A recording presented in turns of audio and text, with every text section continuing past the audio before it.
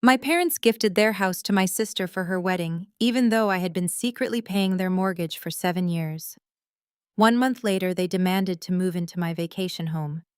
When I refused, my mother just smiled and walked away. The next day, police knocked on my door. Before I dive into how this all unfolded, let me know where you are watching from in the comments. Hit that like button and subscribe if you have ever had to fight back against a toxic family. The crystal chandelier in the Astor Ballroom of the St. Regis, Atlanta, cast a golden glow over the room, but the atmosphere felt suffocating. I stood near the back, gripping my champagne flute so tightly my knuckles turned white. My mother Valerie tapped her manicured finger against her glass. The sharp ringing sound cut through the low chatter of Atlanta elite society. Everyone turned toward the center of the dance floor where my mother stood next to my father Marcus. They were flanked by my younger sister Chloe and her new husband Bryce Sterling. Chloe looked like a princess in her custom gown, soaking up the attention.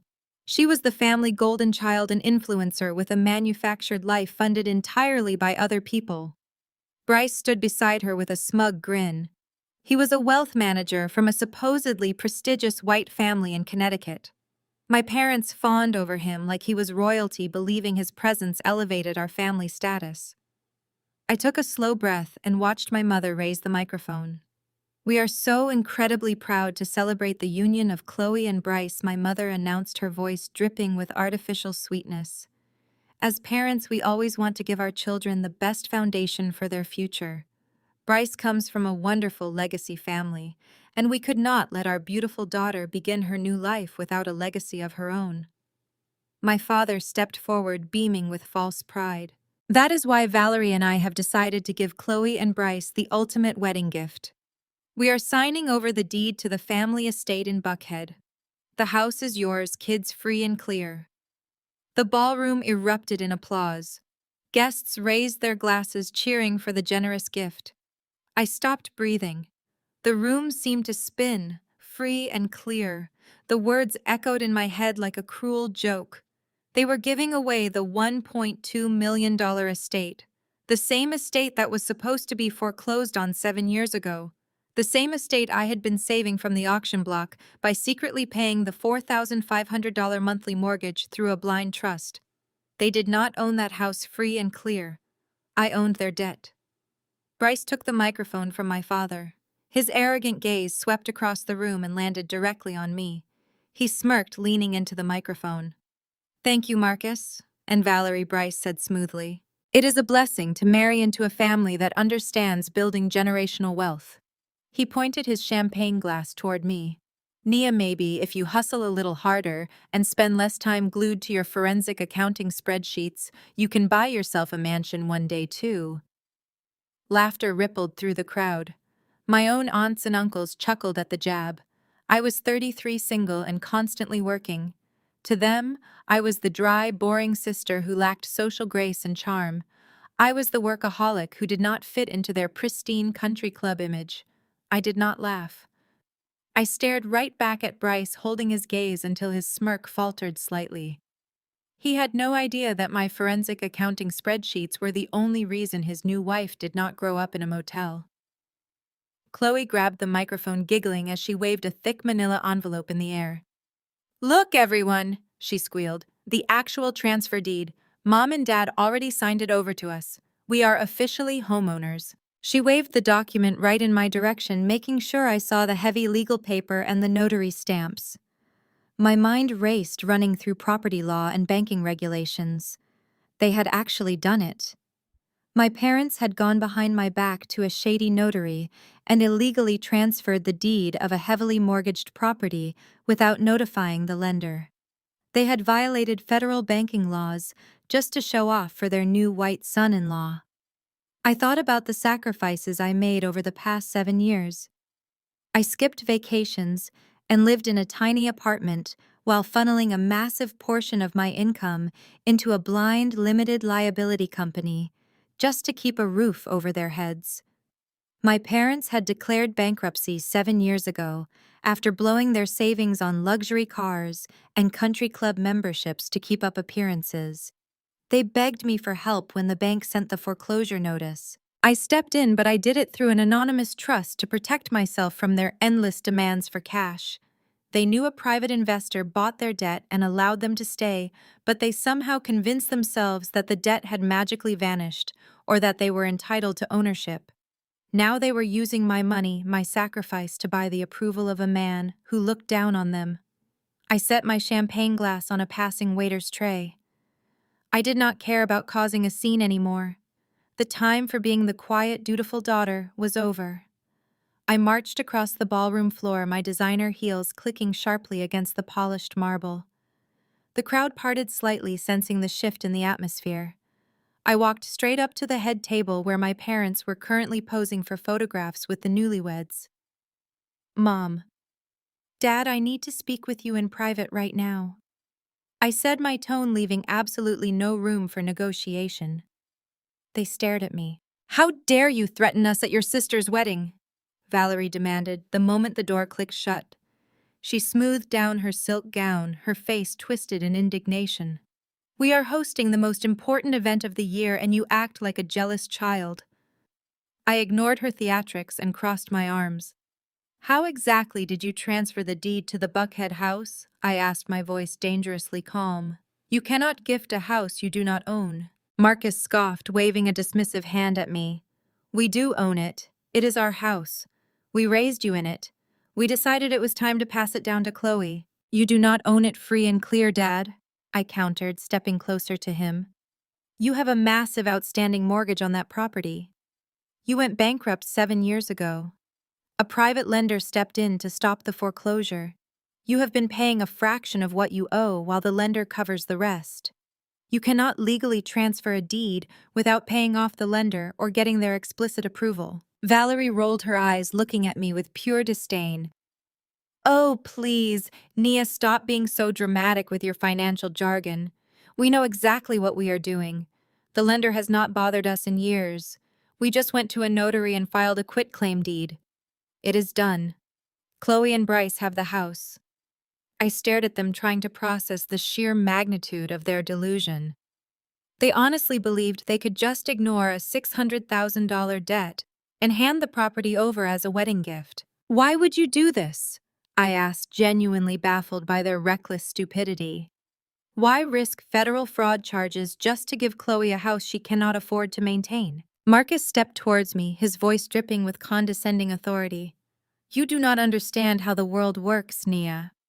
Bryce comes from a prominent legacy family in Connecticut. His parents have real wealth. We cannot have him thinking his black bride comes empty-handed from a family of nobodies. We have an image to uphold in Atlanta. Giving them the estate secures Chloe's position in his family. And what about my position? I shot back. I am your daughter too. Valerie laughed, a harsh, bitter sound that echoed in the quiet suite. Do not be ridiculous, Nia. You are single. You have no prospects. You are completely obsessed with your spreadsheets and your forensic accounting firm. You do not need a legacy because you have no one to pass it on to. Chloe needs this. She is building a brand. I felt a cold rage settle in my chest. They were calling me a failure for being single, while I was the only reason they were not living on the street. You literally committed mortgage fraud to impress a white finance bro who openly disrespects you, I said, shaking my head. Valerie stepped right up to my face, her eyes flashing with malice. Listen to me very carefully, Nia. The house belongs to Chloe now, and frankly, it is the least you could do to support your sister after everything we have done for you. Do not think I do not know what you have been doing. I narrowed my eyes. What exactly do you think I have been doing? You think we are stupid, Valerie sneered. We know you are the one behind that private trust. We figured it out years ago when the bank suddenly backed off and the new payment terms were suspiciously accommodating. We know you have been paying the $4,500 mortgage every month. My heart skipped a beat. They knew. They had known for years that I was the one sacrificing my financial security to save them, and they had still chosen to treat me like garbage. If you knew I was paying for the house, how could you possibly think you had the right to give it away? I demanded, my voice rising despite my efforts to stay calm. Marcus crossed his arms, looking entirely unapologetic. You are our daughter. We gave you life. We raised you. Paying our mortgage is the bare minimum you should do to repay us for everything we sacrificed. Consider it basic rent for the 18 years you lived under our roof. We simply took what was already ours to give to Chloe. I stared at the two people who brought me into this world, feeling a profound sense of disgust. They felt completely entitled to my money, my hard work, and my future. They had happily drained my resources to fund their golden child's perfect life. Before I could unleash the fury bubbling inside me, Valerie completely shifted her tone. She smoothed her dress and put on a calm, terrifying smile. Anyway, since we have given the Buckhead estate to Chloe, your father and I need a new place to live. We have decided we will be moving into your luxury vacation home at Lake Oconee next month. I blinked, literally stunned into silence by her audacity. It is perfect for our retirement, Valerie continued casually, as if discussing the weather. We will need you to clear out your personal items by the end of the week. You can easily rent a nice apartment in Midtown for yourself. We have already told our friends about our new lakefront retirement home, so do not make this difficult. You have lost your absolute minds, I said, my voice dropping to a deadly whisper. You will never step foot on my property. That lake house belongs to me. I bought it with the hard-earned profits from my own firm. You did not contribute a single dime to the down payment or the mortgage. Valerie sighed heavily, acting as if I was a stubborn toddler throwing a senseless tantrum. It is just real estate, Nia. Families share their assets. We provided you with an excellent upbringing and paid for your private school education. You owe us a comfortable retirement. You cannot possibly expect your father and me to rent a tiny apartment while you hoard a luxury vacation home all to yourself. I owe you nothing, I shot back. My success is my own. I worked 80-hour weeks to build my forensic accounting firm while you two were busy pretending to be Atlanta royalty on a maxed-out credit card budget. You will not steal my sanctuary to fund your delusions. Before Valerie could formulate another toxic demand, the heavy oak doors of the bridal suite burst open. Chloe marched into the room, her massive custom silk wedding gown rustling loudly against the hardwood floor. Bryce trailed lazily behind her, holding a fresh cocktail and looking thoroughly annoyed. "What is taking so long?" Chloe whined, glaring at me with absolute contempt. "You are ruining my wedding timeline, Nia. We are supposed to be out there cutting the 5-tier cake right now, and instead everyone is asking where my parents went. Why are you always trying to make everything about you? This is my day, not yours." "I am trying to stop our parents from committing federal mortgage fraud, Chloe," I said sharply. "But since you are so eager to take ownership of a house you cannot afford, you can deal with the consequences of their financial illiteracy." Chloe scoffed, tossing her perfectly curled hair over her shoulder. "You are just a bitter, jealous spinster. You cannot stand the fact that I got the family mansion and a gorgeous, successful husband, while you are going to die alone with your calculators and spreadsheets. You have always been a hateful person, Nia. You ruin everything for everyone, just like when you completely sabotaged me last year." She turned to Bryce, playing the victim perfectly. "She is so selfish, baby. Last year I asked her to just co-sign a simple business loan for my influencer brand, and she flat out refused. She practically left me to starve because she wants me to fail. She wants everyone to be as miserable and lonely as she is. I refuse to co-sign your ridiculous loan because you have a credit score of 400. "Chloe," I stated, plainly refusing to let her rewrite history. "You wanted $200,000 to buy fake followers and take lavish trips to Dubai so you could pretend to be wealthy on the internet. You already spend $50,000 a year on designer bags you cannot afford. I was not going to let the bank destroy my perfect credit just to fund your shopping addiction." Bryce stepped forward, placing his drink on a nearby table. He invaded my personal space and put a heavy, condescending hand on my shoulder. He smelled of expensive cologne and sheer arrogance. "Look, Nia, I know you are an accountant or whatever, but let the adults handle the real estate. My family knows wealth management. We have been doing this for generations. I have already reviewed the deed transfer paperwork with your father. It is perfectly legal and securely in our names. You are just upset because you are no longer the center of attention. Back off and let us enjoy our wedding night." I shrugged his heavy hand off my shoulder as if brushing away dirt. You claim to be a brilliant wealth manager, Bryce, but you do not even do basic due diligence on the family you marry into. You saw a black family throwing a lavish party and assumed you struck gold. If you actually looked past my sister's fake internet persona and my parents rented luxury cars, you would realize you just married a financial nightmare. You are walking into a trap of your own making. You are all completely delusional. Enjoy your stolen house. Valerie stepped between us, holding up her hands to stop the argument. She did not yell. She did not raise her voice. Instead, she smoothed her designer dress and looked at me with a chilling, calculated smile. The total absence of maternal warmth in her eyes made my stomach turn. I hoped you would do this the easy way, Nia Valerie said softly, stepping closer until I could smell her heavy, expensive perfume. We are family. We take care of each other. We protect the family name at all costs. If you absolutely refuse to let us move into the lake house gracefully, we will just have to make alternative arrangements. We will secure our retirement and our reputation one way or another. But remember this very clearly. You brought this entirely on yourself by being so selfish. She turned and walked out of the bridal suite, her head held high. Marcus gave me a look of profound disappointment before following his wife back to the ballroom. Chloe blew me a sarcastic, exaggerated kiss. Have a safe drive back to your empty house, spinster, she mocked before strutting out with Bryce. I did not stay for the cake cutting or the bouquet toss. I walked straight out of the St. Regis, retrieved my car from the valet, and drove away. The 90-mile drive back to Lake Oconee was the only thing that kept me sane. I needed to put physical distance between myself and their toxic delusion.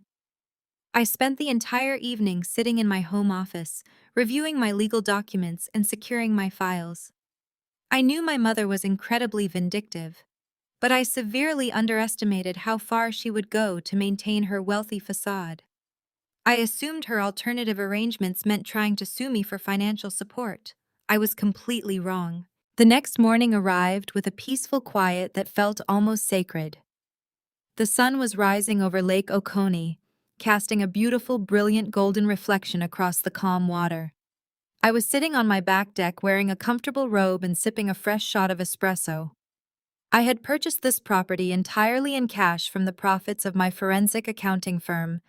It was my sanctuary away from the demanding noise of Atlanta. I closed my eyes and breathed in the crisp morning air, finally feeling the tension of the wedding drain from my shoulders. The peace was abruptly shattered by the aggressive sound of heavy tires crunching violently on my gravel driveway. This was immediately followed by loud, demanding pounding on my heavy wooden front door. The knocks were so forceful they rattled the glass panes, making my heart slam against my ribs. I thought perhaps there had been an emergency at the wedding, or a terrible accident on the highway. I set my coffee mug down on the patio table and walked quickly through the house, tightening my robe around my waist.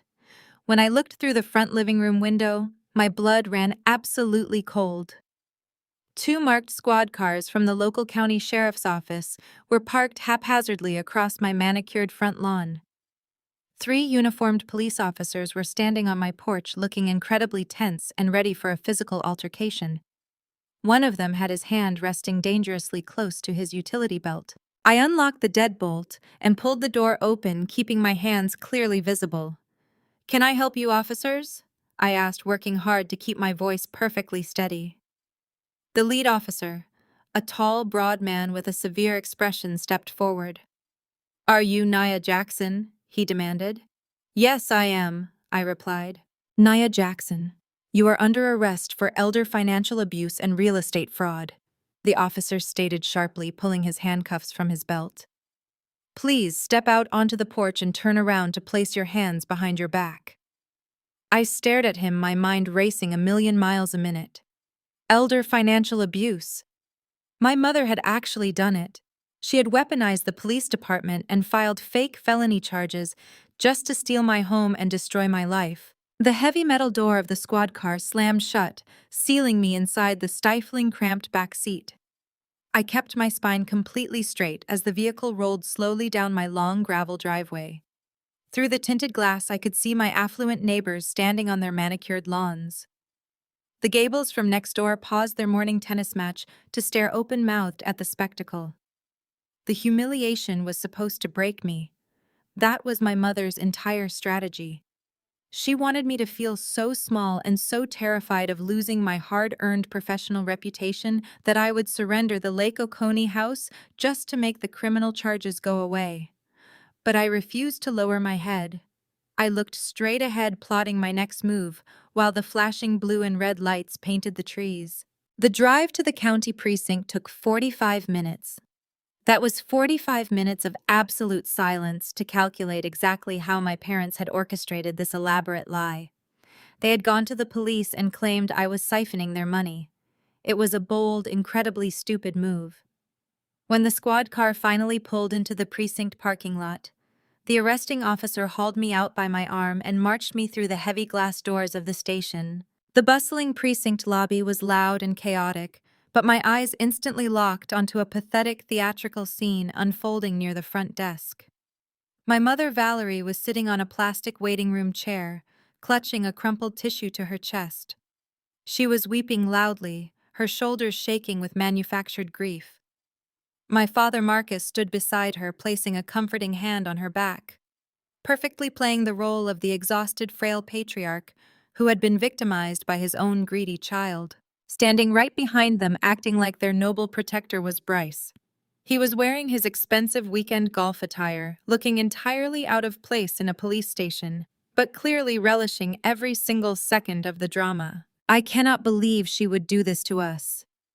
Valerie sobbed loudly, making sure the desk sergeant and passing detectives could hear her tragic performance. "We gave her everything. We loved her. And she manipulated us into signing those papers. She stole our retirement dream house. She left us with absolutely nothing." Marcus patted her shoulder, shaking his head mournfully. "We trusted our daughter, officer. We thought she was helping us manage our finances in our old age. We never imagined she was quietly draining our accounts to buy herself a luxury estate." The arresting officer shoved me forward slightly, guiding me past their little stage production. Bryce stepped into my path just enough to force me to stop. He looked down at me, his blue eyes gleaming with malicious satisfaction. "White-collar crime against your own parents," Bryce sneered, shaking his head in faux disgust. "That is a new low even for you, Naya. My family would never treat our elders this way. You people really have no class, do you? Enjoy prison. I hear it is a lot less comfortable than your lake house." I stared at his smug face, noting the blatant racial and classist undertones in his voice. "You really are the perfect puppet, Bryce," I said, my voice deadpan. "You have absolutely no idea who is pulling your strings or how fast they are going to cut you loose." "Keep walking," the officer barked, shoving me toward the holding area. I was placed inside a small windowless interrogation room. The air smelled of stale coffee and industrial cleaner. I sat in the metal chair, my hands still cuffed behind my back, waiting patiently. I did not panic. I did not cry. I simply visualized the pristine, organized files sitting in my lawyer's briefcase. 10 minutes later, the heavy door swung open and a lead detective marched in. He dropped a thick manila folder onto the metal table with a loud, aggressive slap. He pulled out the chair across from me and sat down, folding his arms over his broad chest. "Nia Jackson." The detective started, his tone dripping with hostility. "I am going to make this very simple for you. We have sworn affidavits from your mother and your father. They have detailed exactly how you took advantage of their declining cognitive states to transfer the deed of the Lake Oconee property into your name. But that is not even the worst of it." The detective flipped open the file, pointing a thick finger at a highlighted bank statement. "We have financial records showing consistent, massive withdrawals from your parents' assets over the last 7 years. You did not just steal a house, you systematically drained their life savings. We are looking at $378,000 missing from their accounts. That is felony elder financial abuse. That is grand theft. You are facing decades in a state penitentiary." He leaned forward, trying to use his physical presence to intimidate me. "If you confess right now and sign the property back over to your parents, the district attorney might go easy on you. We can arrange a plea deal, But if you make us fight you in court, I will personally make sure you get the maximum sentence. Save yourself the trouble and tell me why you stole $378,000 from the people who raised you." I looked at the highlighted bank statement on the table. I recognized the numbers immediately. It was the exact total of the mortgage payments I had made on their Buckhead mansion over the past 84 months. My mother had actually taken the total amount of my financial charity and reported it to the police as stolen funds. The audacity was almost breathtaking. They were trying to use the very money I paid to save them from bankruptcy as evidence of a crime against them. I looked up at the detective. I did not flinch. I did not try to passionately defend myself or scream about my innocence. I let out a low, sharp laugh. "You think this is funny?" The detective barked, his face reddening with anger. "You think stealing from the elderly is a joke? I think the fact that you did not verify the direction of those wire transfers before arresting a citizen is a joke," I replied, my voice completely composed and icy. "I did not steal a single dime from Marcus and Valerie Jackson. I am not going to confess to a crime that exists only in my mother's desperate imagination."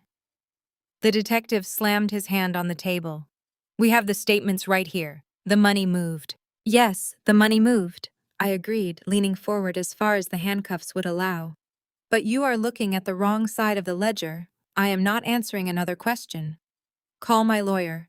His name is Robert Vance, and he has been sitting in your lobby for the last 20 minutes waiting to show you exactly how poorly you do your job. Get him in here right now." The heavy interrogation room door swung open before the detective could even formulate a response to my demand. Robert Vance did not knock. He did not wait for an invitation. My powerhouse corporate lawyer strode into the cramped space wearing a bespoke charcoal suit that practically screamed billable hours. He carried a massive 6-inch thick leather binder under one arm and a look of absolute lethal professional disgust on his face. He bypassed the detective completely and set his expensive briefcase on the metal table.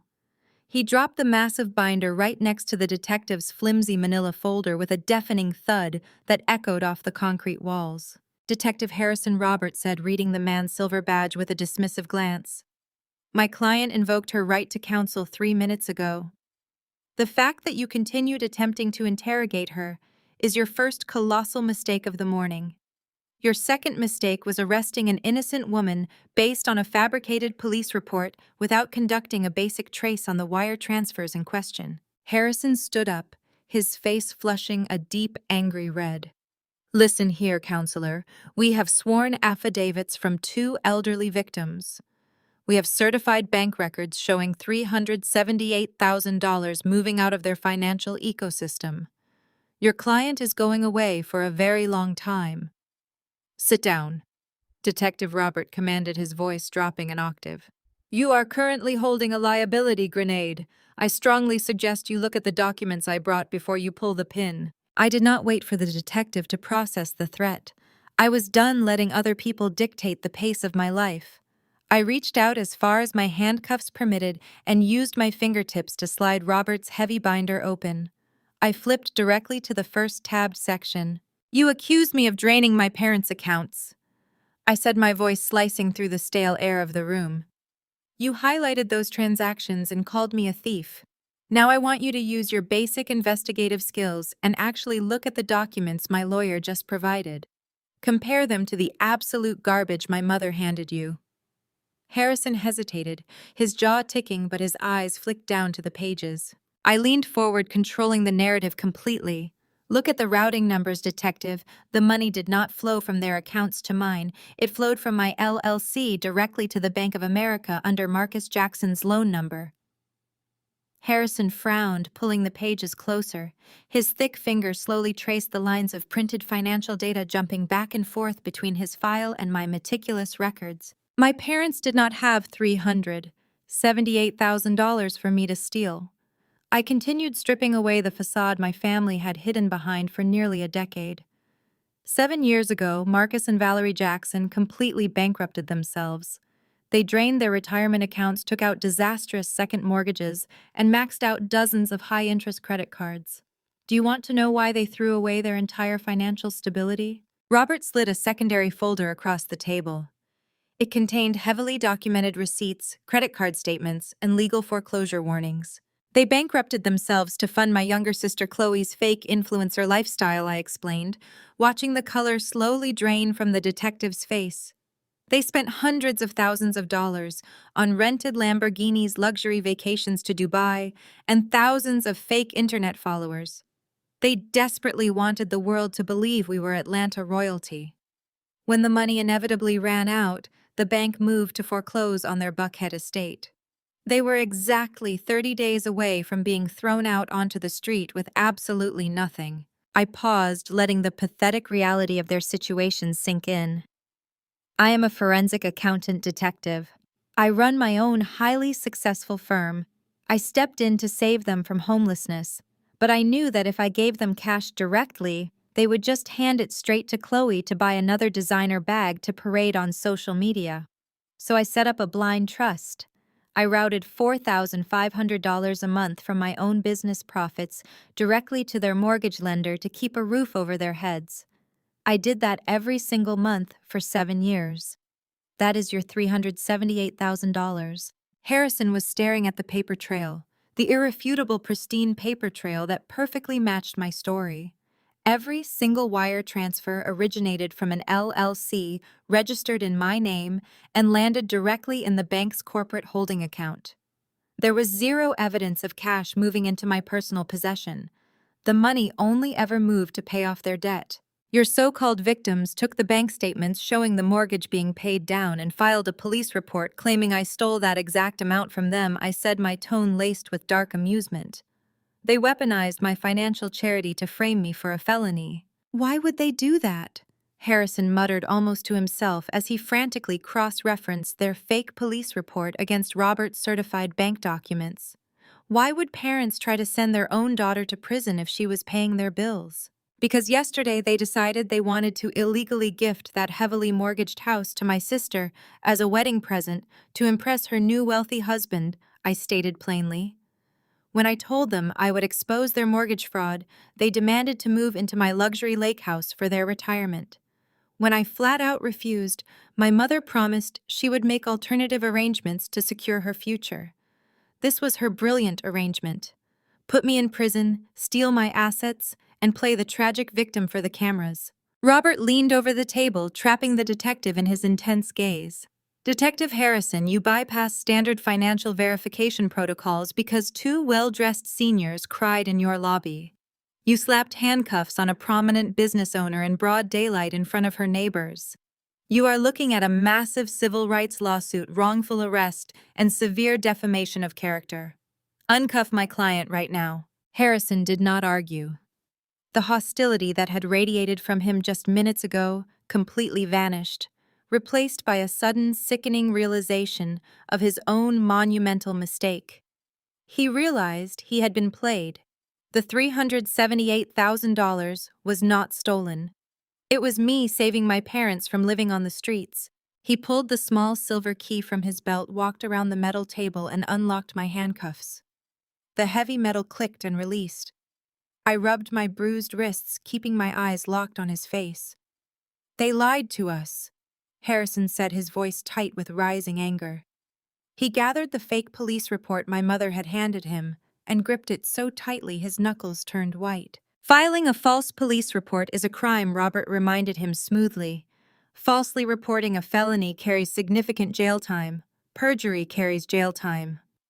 Wasting police resources to settle a petty family real estate dispute is something district attorneys severely frown upon. The profound manipulation and sheer maliciousness of my family finally registered in the detective's mind.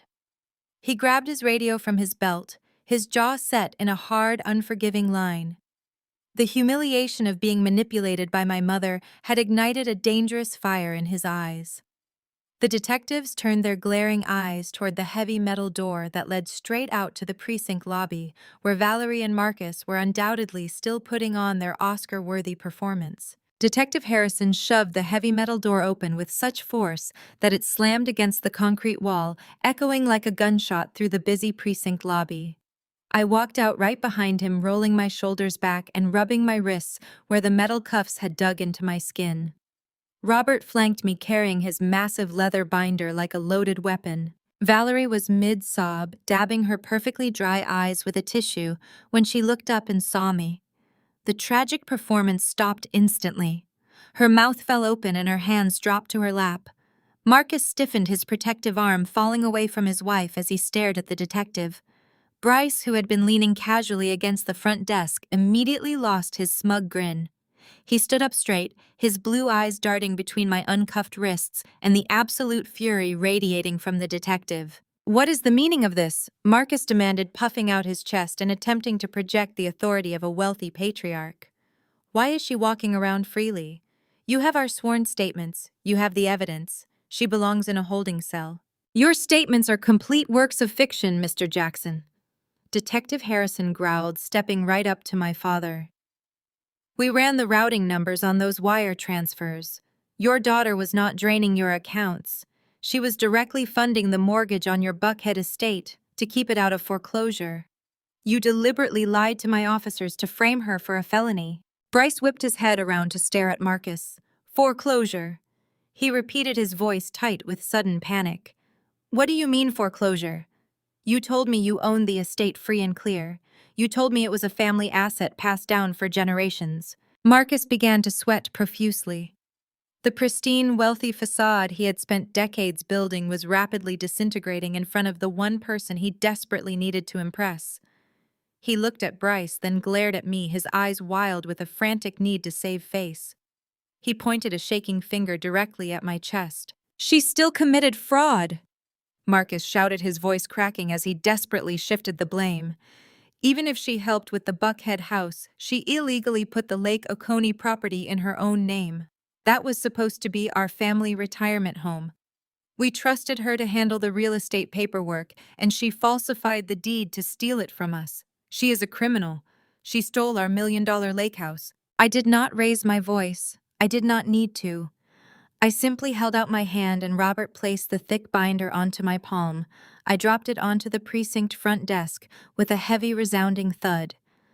"Let us talk about real estate, Dad," I said, my voice razor-sharp and carrying clearly across the quiet lobby. "Let us talk about exactly how a luxury vacation home gets purchased." I flipped the binder open to the second tab, sliding a stack of pristine financial documents across the counter. 2 years ago, I purchased the Lake Oconee property for exactly $1.5 million. I stated, tapping the top sheet of paper. I did not take out a mortgage. I did not use family funds. I bought it 100% in cash, and I did it using the retained earnings from my own forensic accounting firm. Valerie rushed forward, trying to snatch the papers, but Robert smoothly blocked her path. "We raised you," Valerie shrieked, dropping the frail old woman act entirely. "You lived under our roof. It was implied that any vacation home you bought was for the family. You owe us that house." "Nothing was implied," I countered, pulling a certified HUD settlement statement from the stack. "Look at the routing numbers, Detective. Look at the tax records. The money did not flow from any account belonging to Marcus or Valerie Jackson. The funds originated from my corporate operating account and wired directly to the closing attorney. My name is the only name on the deed because my money is the only money that paid for it. They never contributed a single dime." I flipped to the next page, revealing a printed credit report. "In fact, I pulled your financial profile that exact same month when you begged me to co-sign a loan for another leased luxury car. You had exactly $42 in your primary checking account and a credit score of 415. Your debt-to-income ratio was so catastrophic, you could not even qualify for a used Honda Civic, let alone contribute to a waterfront estate. You are broke. You have been broke for 7 years." Bryce took a large physical step away from my parents. He looked at the documents on the desk and then stared at my mother and father with pure, unfiltered disgust. He had married Chloe believing he was securing a wealthy, prominent Atlanta family. Instead, he had chained himself to a pair of broke, desperate frauds who had just handed over a house they never legally owned. "You lied to me!" Bryce hissed at Marcus, his face turning a dangerous shade of red. "You gave us a house that belongs to a bank. You have absolutely nothing. White-collar crime against your own parents." he mocked, echoing his earlier insult to me. You are nothing but common con artists. I turned back to my parents. You thought you could use the police as your personal debt collectors. You thought you could terrorize me into signing over my sanctuary just to keep your ridiculous influencer daughter and your arrogant son-in-law living in a fantasy world. But numbers do not lie, Marcus. And unlike you, I actually know how to read them. Detective Harrison stepped out from behind the front desk, blocking my parents' path to the exit. His face was set in stone, and several other uniformed officers had quietly gathered behind him, blocking the double doors. Mr. and Mrs. Jackson Harrison, said his voice carrying absolute authority. You came into my precinct, you wasted municipal resources, and you filed a sworn affidavit filled with deliberate malicious lies. You attempted to use the criminal justice system to extort a property deed from your daughter. Valerie suddenly realized the gravity of the situation. Her arrogant posture crumbled and she reached out for Marcus, gripping his arm in sheer terror. Officer, please, she stammered, taking a step backward. It was just a misunderstanding, a family dispute over real estate. We can just go home and sort this out privately. You are not going anywhere, Harrison stated, pulling the heavy metal handcuffs from his utility belt. Filing a false police report is a felony in the state of Georgia. Attempted extortion is a felony. Marcus and Valerie Jackson, you are under arrest. The harsh metallic clink of the handcuffs sliding out of Detective Harrison's leather pouch echoed like a gunshot in the cramped interrogation room. The sound shattered the last remaining fragments of my mother's pristine socialite facade. Valerie gasped, a sharp inhaling sound that sounded like she was choking on the stale precinct air. Her knees literally buckled. If Marcus had not caught her by the elbow, she would have collapsed onto the dirty linoleum floor. You cannot do this! Valerie shrieked, the carefully modulated tone of a St. Regis mother of the bride vanishing completely. Her voice was shrill and hysterical, bouncing off the concrete walls. You cannot arrest us. We are prominent members of the community.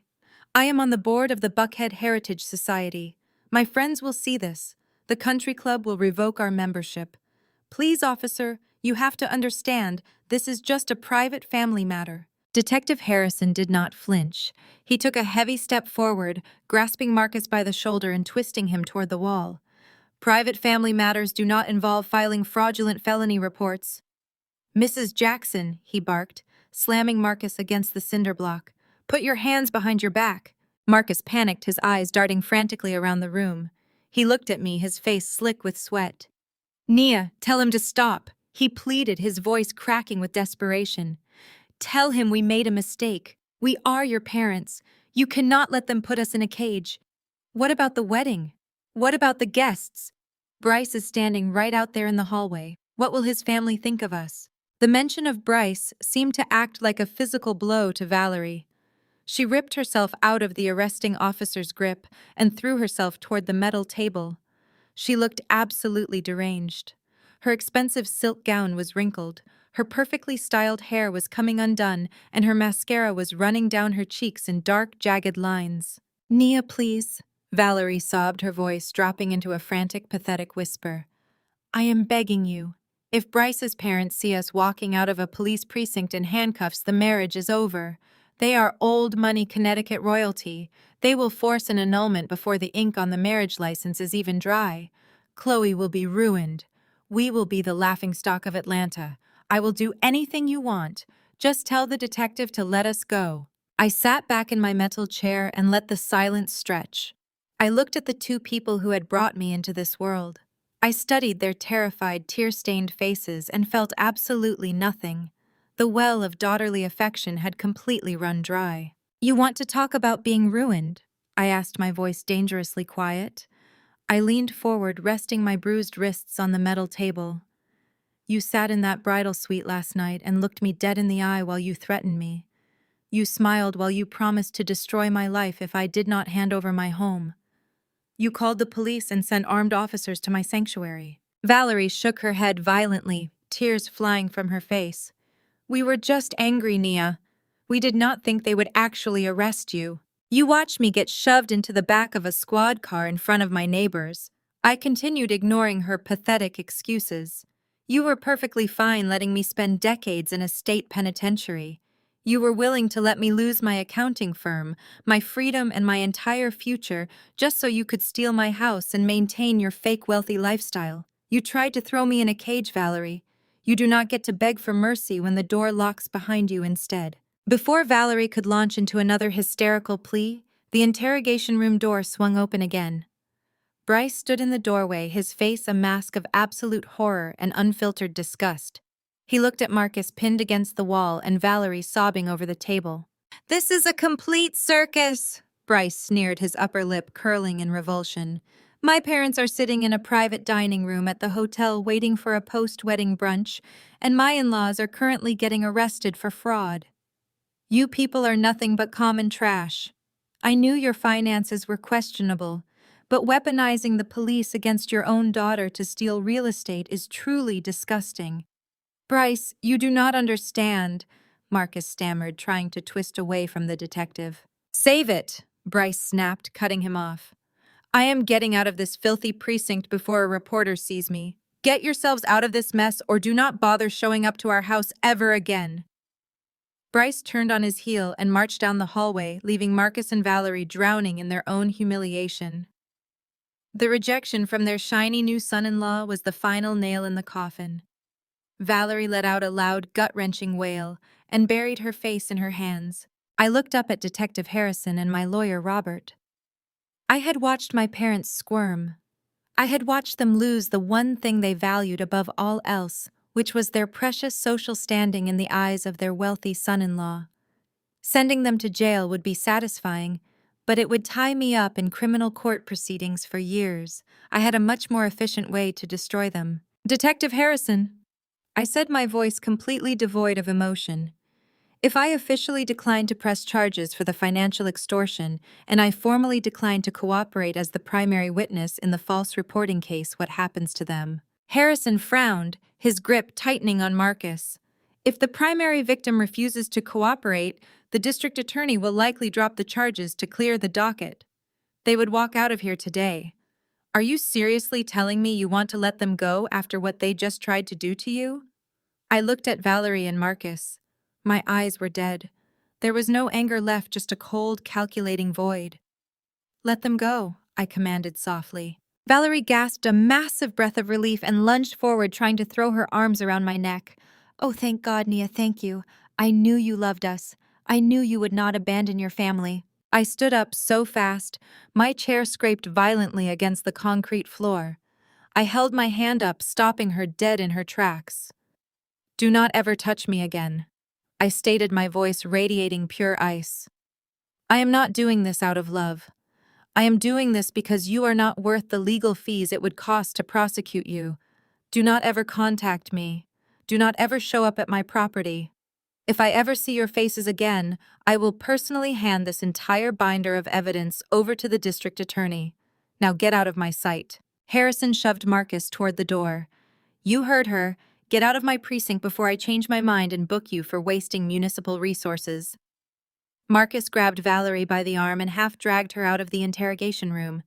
They scrambled down the hallway like terrified rats fleeing a sinking ship, desperately trying to catch up to Bryce. Robert began packing his heavy leather binder back into his briefcase. He looked at me with a raised eyebrow. "You are actually going to let them get away with giving away your Buckhead property? They committed mortgage fraud, Nia. You just gave them a free pass." I pulled my cell phone from my pocket and unlocked the screen. "I am not giving them a free pass, Robert," I said, a dark, terrifying smirk spreading across my face. "I am just changing the venue of their destruction." I opened my email application and composed a message directly to the legal department of my private lending trust. By illegally filing a quit-claim deed to transfer the Buckhead estate to Chloe, without paying off the outstanding balance, my parents just violated the most critical clause in their mortgage contract. I typed the message with rapid, precise keystrokes. "What are you doing?" Robert asked, zipping his briefcase shut. I hit send. "I am arming the financial nuke," I replied. "They transferred the deed. Activate the due on sale clause immediately. The bank is going to demand the entire $600,000 balance by next Friday, or they are seizing the house. Chloe and Bryce just inherited a foreclosure. Exactly 30 days after I left my parents hyperventilating in the precinct lobby, I pulled my black Porsche Panamera up to the soaring iron gates of the Buckhead estate. The massive limestone mansion was lit up like a beacon of fake generational wealth. The winding circular driveway was choked with imported sports cars, luxury SUVs, and black town cars. Chloe and Bryce were hosting their highly publicized housewarming party. It was the social event of the season for Atlanta's young elite. I stepped out of my car wearing a flawless custom-tailored stark white designer suit. I wore white to project absolute authority. I wore white to stand out against the sea of predictable little black cocktail dresses. I wore white to a slaughter. It was a calculated power move. I walked past the valet, completely ignoring his outstretched hand, and marched straight up the sweeping marble staircase. The main foyer was packed with wealthy socialites, venture capitalists, and desperate internet influencers trying to secure their status. Waiters in crisp uniforms carried silver trays of crystal champagne flutes through the crowd. A string quartet played modern pop songs in the corner beneath a cascading crystal chandelier. Everything looked incredibly expensive. Everything looked incredibly secure. Everything was a complete illusion. Chloe spotted me the moment I crossed the threshold. She was wearing a sparkling couture gown that undoubtedly cost more than my first vehicle. Her perfectly contoured face twisted into a mask of pure, unadulterated panic before morphing into predictable childish rage. She marched across the imported Turkish rugs, her diamond-encrusted heels clicking aggressively against the marble floorboards. She did not pull me aside for a quiet conversation. She wanted an audience. She always needed an audience. "What are you doing here, Nia?" Chloe hissed, her voice loud enough to stop the conversations of the guests standing closest to us. "You were explicitly uninvited. I told the gate security to permanently ban you from this property. You just could not stand it, could you? You could not stand sitting in your depressing little office while I am living the absolute dream. You are just jealous of my perfect marriage and my free mansion." Her free mansion. The absolute staggering delusion of that statement hung in the air. Chloe had never worked a single day in her 24 years of existence. While I was pulling 80-hour weeks building my forensic accounting firm from the ground up, she was maxing out our parents' credit cards on cosmetic procedures, designer dogs, and luxury vacations. She truly believed the universe simply owed her a multi-million-dollar estate just for being photogenic. She believed she had won the ultimate prize, while I was just the bitter older sister doing all the heavy lifting in the background. I looked at my younger sister, taking in her desperate need for constant validation. "I am not jealous, Chloe," I said, my voice perfectly level, carrying easily over the string quartet. "I am just here to deliver a housewarming gift." Before Chloe could scream for the private security detail, Bryce materialized through the crowded room. He was flanked by 3 of his former fraternity brothers, all wearing identical custom navy blazers and smug, entitled expressions. Bryce looked at my white suit with absolute disdain. He stepped directly into my personal space, trying to use his physical height to intimidate me. "I thought your parents told you to stay away from us," Bryce said loudly, ensuring his wealthy friends could hear every single word. "You have some serious nerve showing your face here after trying to extort Marcus and Valerie. But I guess desperation makes people do crazy things." Bryce reached into his blazer pocket and pulled out a crisp leather money clip. He peeled off a single $100 bill. He folded it deliberately and then reached out and shoved it roughly into the breast pocket of my pristine white suit jacket. "Here is for your rent, Nia." Bryce mocked his frat brothers, chuckling obediently behind him. "Go buy yourself a nice dinner and leave the actual property owners alone. Do not cause a scene in my house. My family does not associate with bitter middle-class accountants." I did not flinch. I did not throw the money back in his face. I did not raise my voice to defend my professional pride. I simply looked down at the $100 bill resting in my pocket. I reached up with a calm, steady hand and smoothed my lapel. I let the heavy silence hang in the air until the chuckles from his friends nervously died down, and the surrounding guests leaned in closer to watch the spectacle. "I appreciate the contribution, Bryce," I said, my tone dropping the temperature in the room by 10 degrees. Every little bit helps when you are facing complete financial ruin. But you are confused about one major detail. This is not your house. It never was your house. And as of 10 minutes ago, it does not belong to my parents either. Chloe scoffed, crossing her arms over her chest and rolling her eyes. You are literally insane. Mom and Dad signed the deed over to us last month. We own it free and clear. I smiled. It was a cold, razor-sharp smile that made Chloe instinctively take a half-step backward. I raised my right hand and snapped my fingers once. The crowd parted slightly as two large, imposing men wearing dark suits stepped out from the shadows near the massive front entryway. They did not look like party guests. They did not look like private security guards. They held thick, heavy legal envelopes bearing the official seal of the State Superior Court. They are not my bodyguards, I stated, watching the smug, arrogant confidence completely evaporate from Bryce's eyes. They are process servers. You see, my parents illegally transferred this deed to you without paying off the massive $600,000 mortgage hidden underneath it. A mortgage held by a private lending trust that I exclusively own and operate. I activated the due on sale clause 48 hours ago. You have exactly 0 days left to pay the balance in full. You are being officially foreclosed on. Get out of my house. The taller of the two process servers stepped smoothly around me, extending a thick, legally bound manila envelope directly toward Bryce. For a moment, Bryce simply stared at the extended hand. Then, incredibly, he threw his head back and laughed. It was a loud, booming, deeply arrogant sound that bounced off the imported Turkish rugs and vaulted ceilings. He snatched the envelope from the server with a dramatic flourish, turning to grin at his circle of custom-suited fraternity brothers. You really brought process servers to a housewarming party? Nia Bryce mocked, waving the heavy envelope in the air like it was a cheap parlor trick. Let me guess. This is a civil suit for the little misunderstanding at the police precinct last month. You are suing your own parents for emotional distress because they tried to hold you accountable. You are honestly more pathetic than I thought. Go ahead and sue them. My family has enough lawyers on retainer to keep this tied up in litigation until you go bankrupt paying legal fees. He completely dismissed my previous statement about the foreclosure as the unhinged raving of a jealous sister. He was so thoroughly blinded by his own privilege that the concept of a self-made black woman outmaneuvering him financially simply did not compute in his reality. The heavy tension in the foyer had reached a breaking point. Behind us, the lead violinist of the string quartet missed a note, hesitated, and then lowered his bow. The rest of the musicians awkwardly followed suit. The music died completely. The sudden suffocating silence was absolute. Every single high society guest, every venture capitalist, and every local celebrity holding a crystal champagne flute turned their full, undivided attention toward the front entrance. Chloe crossed her arms over her sparkling couture gown, her face twisting into a vicious sneer. You are making a complete fool of yourself, Naya.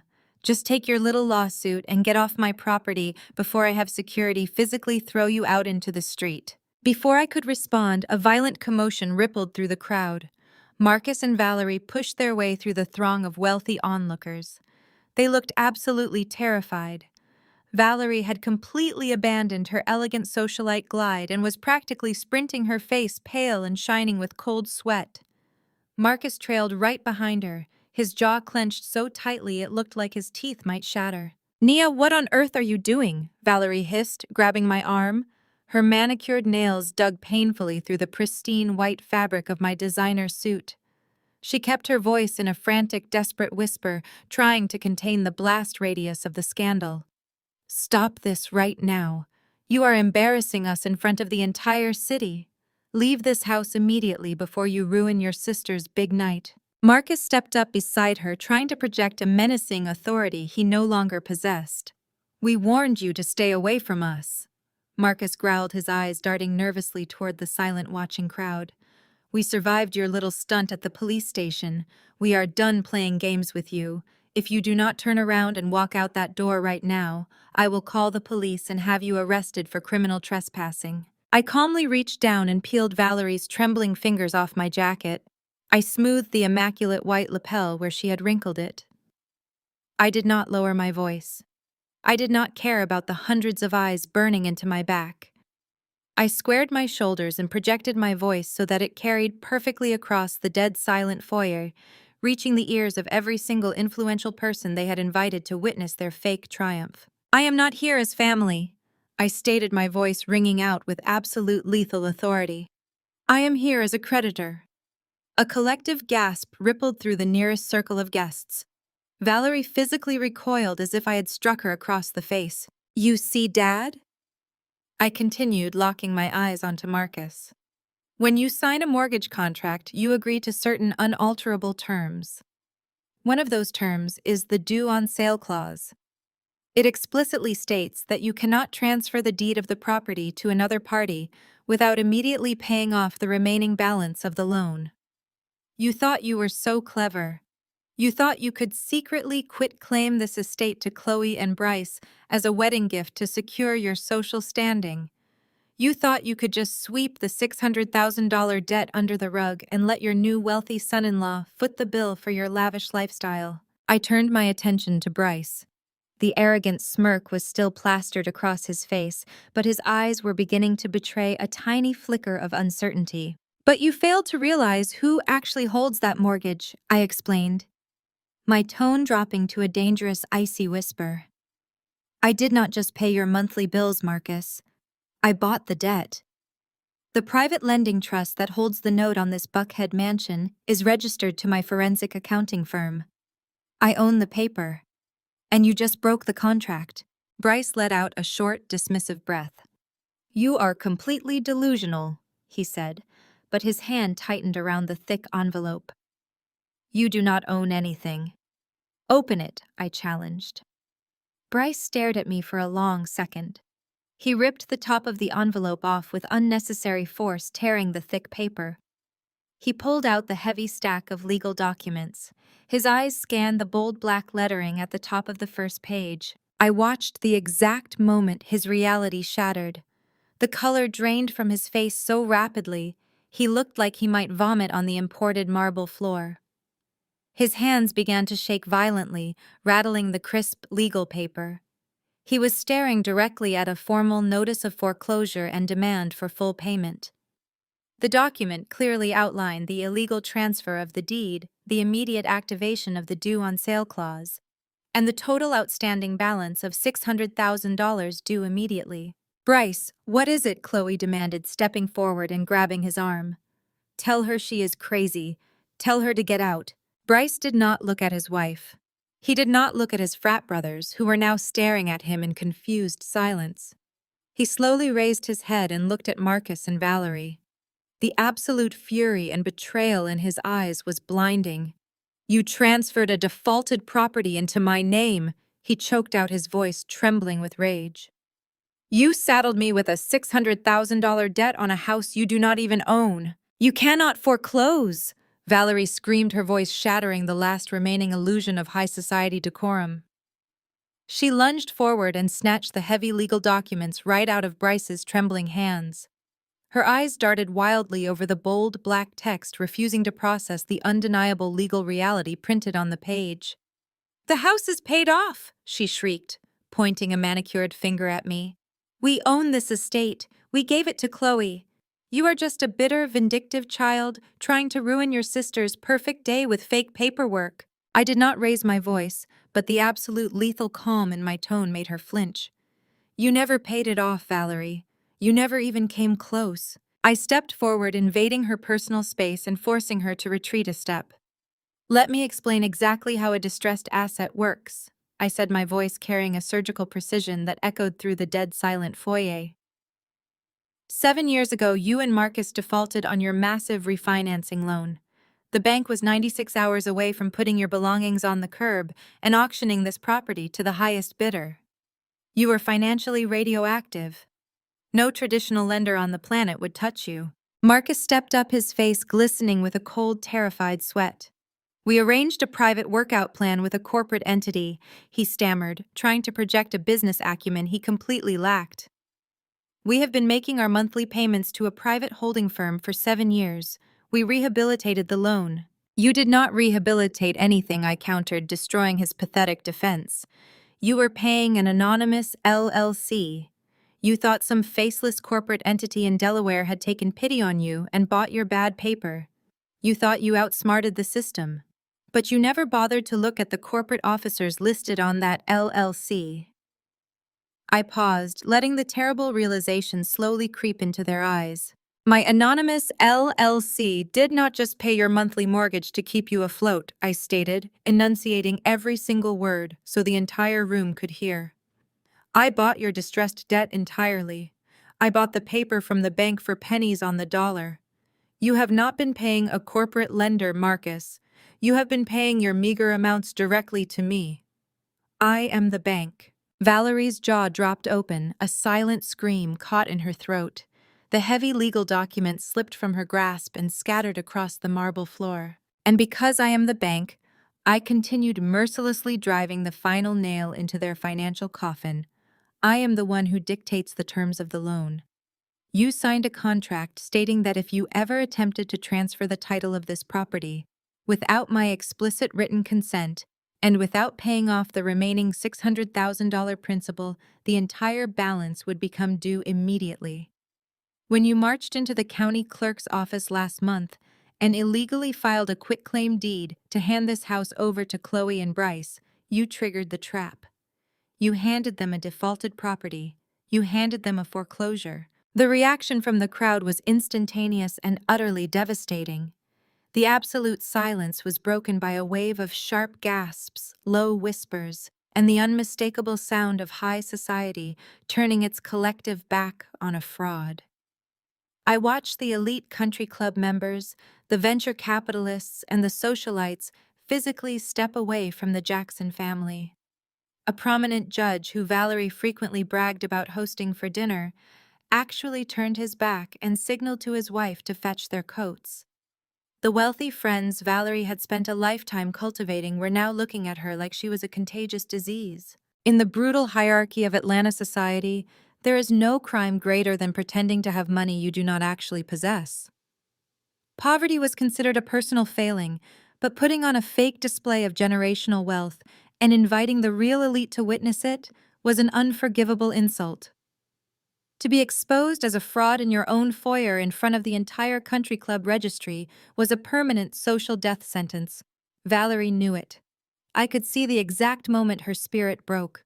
She looked around at the judging eyes, the raised eyebrows, and the whispering mouths, and she completely collapsed inward. She let out a long, pathetic wail, covering her face with her hands and sobbing hysterically into her expensive jewelry. Marcus looked like he was having a heart attack. He grabbed his chest, his breathing shallow and rapid. He looked at the process servers and then back at me. "You cannot do this to us." He wheezed, his face turning an unhealthy shade of gray. "We are your family. You are stealing our legacy. You are destroying everything I built. We paid you every month. We sent you checks. You paid the bare minimum interest on a toxic loan you could never afford to clear, Marcus," I replied coldly. "You were essentially renting the illusion of wealth from my firm. You never had a legacy. You had a mountain of toxic debt and a desperate need to pretend you were better than everyone else. I gave you a chance to live quietly and pay off your mistakes. But you got greedy. You tried to throw me in a jail cell so you could steal my real estate. I'm just calling in the tab for your arrogance." Chloe, who had been standing frozen in her glittering couture gown, finally snapped out of her shock. The reality that her perfect influencer lifestyle was entirely funded by my charity and was now completely over finally penetrated her thick skull. She grabbed Bryce's arm, her perfectly manicured nails digging into his expensive navy blazer. "Bryce, do something," she wailed, her voice pitching into a petulant, childish whine. "Tell your lawyers to stop her. Tell her she cannot take my house. This is my wedding present. Make her leave, Bryce. Fix this right now." Bryce ripped his arm out of her grasp with a look of absolute revulsion. He looked at his new wife like he had never truly seen her before. The illusion of the wealthy, sophisticated heiress had vanished, leaving only a spoiled, bankrupt liability in a borrowed dress. He took a long, deliberate step away from her, creating a physical barrier between himself and the Jackson family disaster. His frat brothers, who had been laughing at me just moments ago, were now staring at the floor, awkwardly shuffling their feet and trying to inch toward the exit. But I was not finished. My parents and my sister were socially and financially ruined, but the man who had just tried to stuff $100 bill into my pocket to humiliate me still needed to learn a very painful lesson about underestimating the wrong woman. I turned away from the sobbing mess of my family and locked my eyes directly onto Bryce. He stood rigidly trying to maintain his arrogant frat boy composure, but the slight tremor in his jaw betrayed his rising panic. He knew he was trapped in a financial nightmare he did not create, but I was about to make it so much worse. I reached into my pocket, pulled out his crisp $100 bill, and held it up between my fingers. I smoothed the lapel of my flawless white suit jacket and offered him a deadly, calculating smile. Now I said, my voice dropping to a dangerously soft volume that commanded total silence in the room. Let us talk about your personal contribution to this little arrangement, Bryce. Bryce whipped his head around, his chest heaving as he tried to process the catastrophic financial mess he had just been handed. He ran a shaking hand through his perfectly styled blonde hair, his mind visibly racing to find a loophole. The shock on his face began to harden into a mask of arrogant indignation. He was a finance guy. He lived for leveraged buyouts and corporate maneuvering. He genuinely believed he could simply talk his way out of this disaster by throwing around a few industry buzzwords and projecting unearned confidence. Fine, Bryce scoffed aggressively, adjusting his silk tie and squaring his shoulders to face me. You want to play hardball over a family loan? We can play hardball. You are acting like this is some massive, insurmountable crisis, Nia. It is a standard residential mortgage. I am a senior wealth manager at Vanguard Financial. I handle portfolios worth 10 times this pathetic little property every single morning before I even finish my first cup of coffee. He took a step forward, trying to reclaim his alpha male status in front of his silent, staring fraternity brothers. He plastered a condescending smirk on his face, attempting to treat me like a confused subordinate rather than the woman holding the deed to his life. We do not need your charity, and we certainly do not need you holding a note over our heads, Bryce declared, his voice booming across the foyer. I will just assume the mortgage. Send the loan transfer documents to my office on Monday morning. I will have my brokers refinance the debt under my name, consolidate it with our other assets, and cash you out by the end of the quarter. Now take your process servers and get off my property before I have you arrested for trespassing. I looked at the crisp $100 bill still resting between my fingers. I slowly folded it in half, then in quarters, my movements deliberate and completely unhurried. The entire foyer was so quiet, you could hear the ice melting in the untouched champagne glasses resting on the waiters' silver trays. You claim to be a senior wealth manager, Bryce? I asked, my voice carrying a terrifying razor-thin edge. You manage high-net-worth portfolios for Atlanta's elite. You give financial advice to people standing in this very room. I let my gaze sweep across the crowd, making direct eye contact with several older, distinguished men in expensive tuxedos who were suddenly looking at Bryce with intense, skeptical scrutiny. The high society guests were no longer just watching a family drama. They were watching a professional meltdown. If that is true, I continued, turning my full attention back to his increasingly sweaty face. Then you must be the most dangerously incompetent wealth manager in the state of Georgia. Tell me, Bryce, what kind of financial advisor accepts a quitclaim deed on a multi-million-dollar piece of real estate without running a basic mandatory title search first? Bryce opened his mouth, but absolutely nothing came out. The color drained from his face all over again as the sheer magnitude of his professional negligence washed over him. He realized exactly what I was saying. If you had bothered to do your actual job, I stated, raising my voice so every potential client in the room could hear me clearly. If you had spent 5 minutes conducting routine due diligence before moving your designer suits into the master bedroom, you would have seen the massive liens sitting right on top of this property. You would have seen my corporate trust listed as the primary lien holder. But you did not check. You were too blinded by the illusion of free generational wealth to verify if the wealth actually existed. Chloe grabbed Bryce's arm, shaking him frantically. "Bryce, what is she talking about?" she shrieked, her voice echoing off the vaulted ceilings. "Just pay her. Write her a check right now and make her go away. You said we were rich. Tell her you are taking over the house." "He cannot take over the house, Chloe," I said, offering my sister a cold, pitying smile. "Because your brilliant husband completely fundamentally failed to understand the basic mechanics of contract law." I stepped closer to Bryce, watching him physically shrink under the weight of my words. "Let me educate you, Bryce, since you apparently skipped that particular class in business school." When Marcus and Valerie marched into the county clerk's office and transferred the deed of this estate to Chloe without securing my explicit written permission, they committed a fatal breach of contract. It is called a due-on-sale clause. It is a standard protective covenant in almost every private lending agreement on the planet. It dictates that you cannot simply transfer a mortgaged asset to a third party without the lender's consent. I paused, letting the absolute finality of the legal term sink into his brain. "And since I am the bank and I absolutely did not consent, the mortgage cannot be assumed. It cannot be refinanced. The loan did not transfer to you, Bryce. It triggered an immediate catastrophic default." The venture capitalists and corporate lawyers standing in the crowd began to murmur among themselves, nodding in grim agreement with my assessment. They were witnessing a so-called financial expert get publicly eviscerated by his own sheer stupidity. Bryce was not just losing a house tonight, he was losing his entire professional reputation.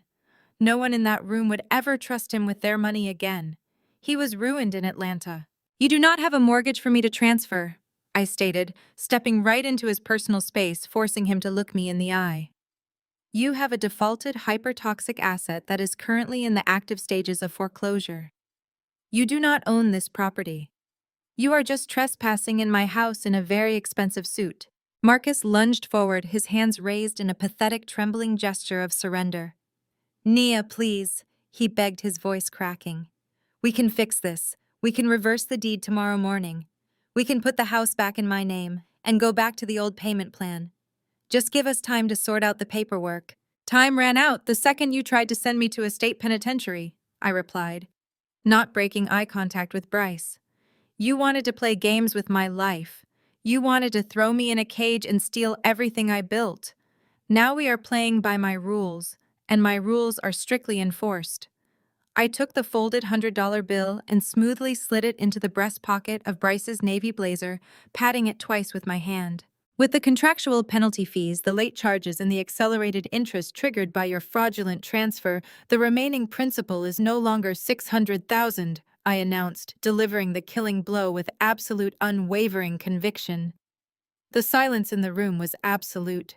Chloe was openly sobbing, clutching her couture gown, while Valerie leaned against a marble pillar looking like she might pass out. "The remaining principal of $650,000 is due in full," I declared, my voice echoing through the grand foyer like a judge handing down a final sentence. "Today, in cash, or I take the house." The absolute finality of my demand hung in the air for a fraction of a second before the entire foyer descended into total, unadulterated chaos. The collective gasp from the country club elite transformed into a low, buzzing roar of scandalized whispers. The venture capitalists and local politicians began actively backing away from the center of the room, as if the Jackson family had suddenly caught fire. No one wanted to be standing too close to the blast radius of a financial implosion this catastrophic. Chloe, completely oblivious to the shifting social dynamics around her, whipped around to face her husband. Her face was streaked with ruined mascara, but her eyes were burning with a manic, desperate entitlement. She slammed her hands against Bryce's chest, grasping the lapels of his custom navy blazer. "Just pay it, babe!" Chloe shrieked, her voice entirely lacking its usual cultivated, sophisticated purr. "Write her a check right now and make her leave. You are a senior wealth manager. You have a massive portfolio. You told me your trust fund pays out more than this in a single quarter. Just pay the $650,000 and tell security to throw my jealous sister out on the street. Prove to everyone here that she is just a bitter, broke accountant." Bryce stood completely paralyzed. The color had not returned to his face. In fact, he looked visibly green under the glow of the cascading crystal chandelier. He stared down at his new wife like she was speaking a foreign language. He did not reach for his checkbook. He did not pull out his phone to authorize a wire transfer. He just stared at the legal documents in his trembling hand and began taking short, ragged breaths. "Write the check, Bryce," Chloe demanded again, shaking him hard enough to make his head snap back. "Do it right now. I am not losing my dream house to her. My parents gave this to us. You promised me a certain lifestyle. You promised me we were secure. Pay the bill." The silence from Bryce was deafening. The surrounding crowd of Atlanta society watched with bated breath. The frat brothers who had been chuckling obediently just minutes earlier were now staring at Bryce with wide, confused eyes, waiting for their alpha to assert his dominance and crush the insolent interloper. But the alpha was suffocating. "I do not have it." Bryce finally choked out the words, barely scraping past his vocal cords. Chloe froze. Her perfectly manicured hands slowly released his lapels. "What do you mean you do not have it?" she asked, her voice dropping into a dangerous trembling whisper. "You manage billions of dollars. You drive a Porsche. You just bought me a $20,000 engagement ring. Stop playing games, Bryce, and get rid of her." "I am not playing games!" Chloe Bryce roared, the sudden violent explosion of sound, making several guests physically jump. The carefully maintained facade of the polished elite finance bro shattered completely, leaving behind a cornered, terrified boy. "I do not have $650,000 in cash. I do not have 600,000. I do not even have 60,000. A shocked murmur rippled through the crowd. Valerie let out a strangled whimper, clutching Marcus's arm for dear life. "What are you talking about?" Chloe stammered, her eyes darting frantically between Bryce and the watching crowd. "Your trust fund. Your Vanguard bonuses." "There is no trust fund, you stupid girl," Bryce snarled, his face twisting into a mask of pure venomous rage. "The trust fund was a story my father invented to make us sound respectable at the country club. My parents went bankrupt 5 years ago, trying to keep up appearances. The Porsche is leased. The luxury apartment I had before we moved in here was rented on credit. The ring on your finger was financed on a 5-year payment plan with a predatory interest rate. I am a junior wealth manager at Vanguard. I manage other people's money. I do not have my own." He threw the foreclosure documents onto the marble floor, pacing like a caged animal.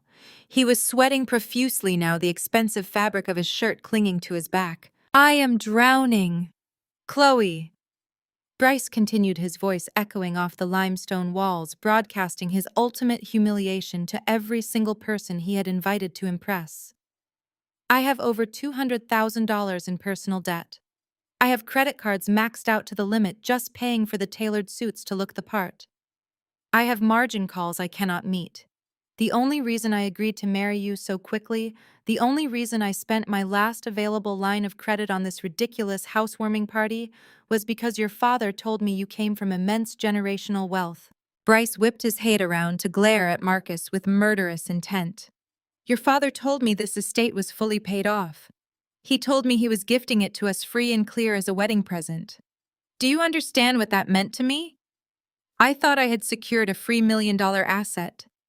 I thought I could quietly leverage the equity in this mansion to pay off my massive debts and finally secure my financial future. I thought I was marrying a rich heiress who could bail me out." I watched the glorious collision of frauds unfold with cold, absolute satisfaction. It was a masterpiece of poetic justice. The gold digger had married the gold digger. Chloe had married Bryce because she thought his finance bro persona meant limitless wealth and a lifetime of funded irresponsibility. Bryce had married Chloe because Marcus and Valerie projected the illusion of old money, and he desperately needed a physical asset to save him from financial ruin. They had scammed each other. They had legally bound themselves to a mutual illusion, and now they were both standing completely exposed in the wreckage of their own lies. Valerie let out another loud wail, sinking to her knees right there on the imported Turkish rug. Marcus stared at his new son-in-law, his mouth opening and closing silently like a fish suffocating on dry land. The wealthy guests were now openly whispering, pointing and shaking their heads in disgust. The Jackson family was not just broke. They had attempted to pull off a high-stakes financial con on an equally fraudulent opportunist. Bryce suddenly stopped pacing.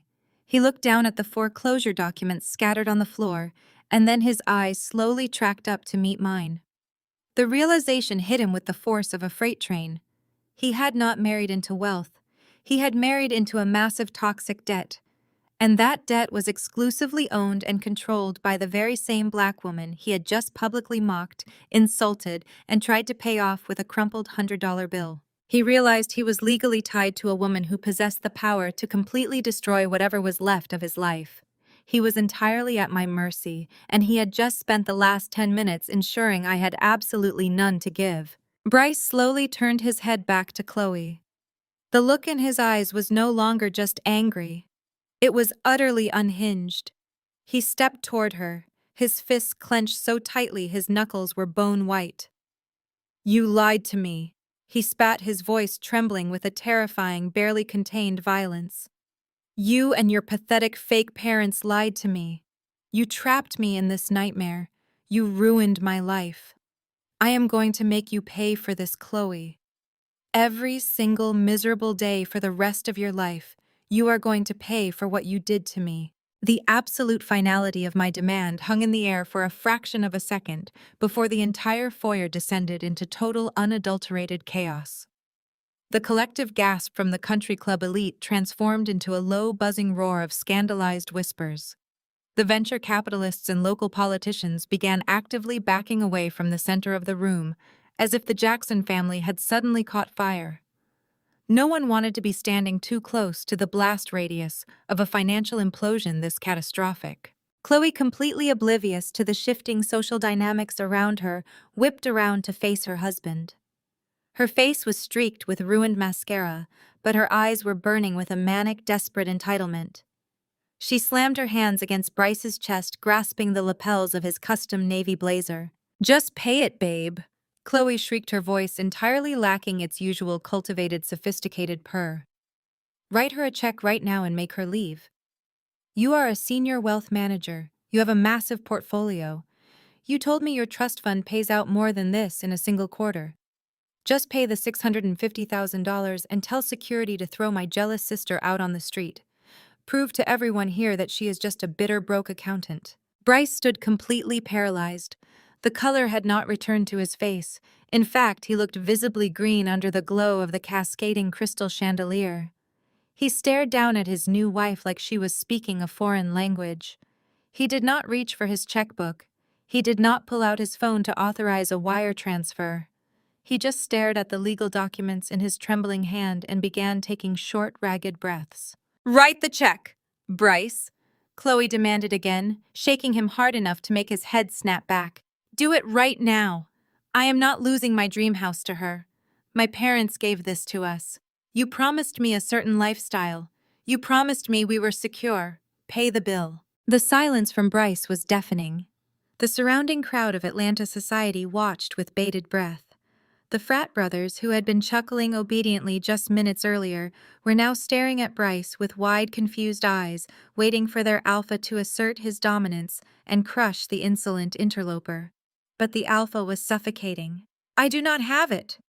Bryce finally choked out the words, barely scraping past his vocal cords. Chloe froze. Her perfectly manicured hands slowly released his lapels.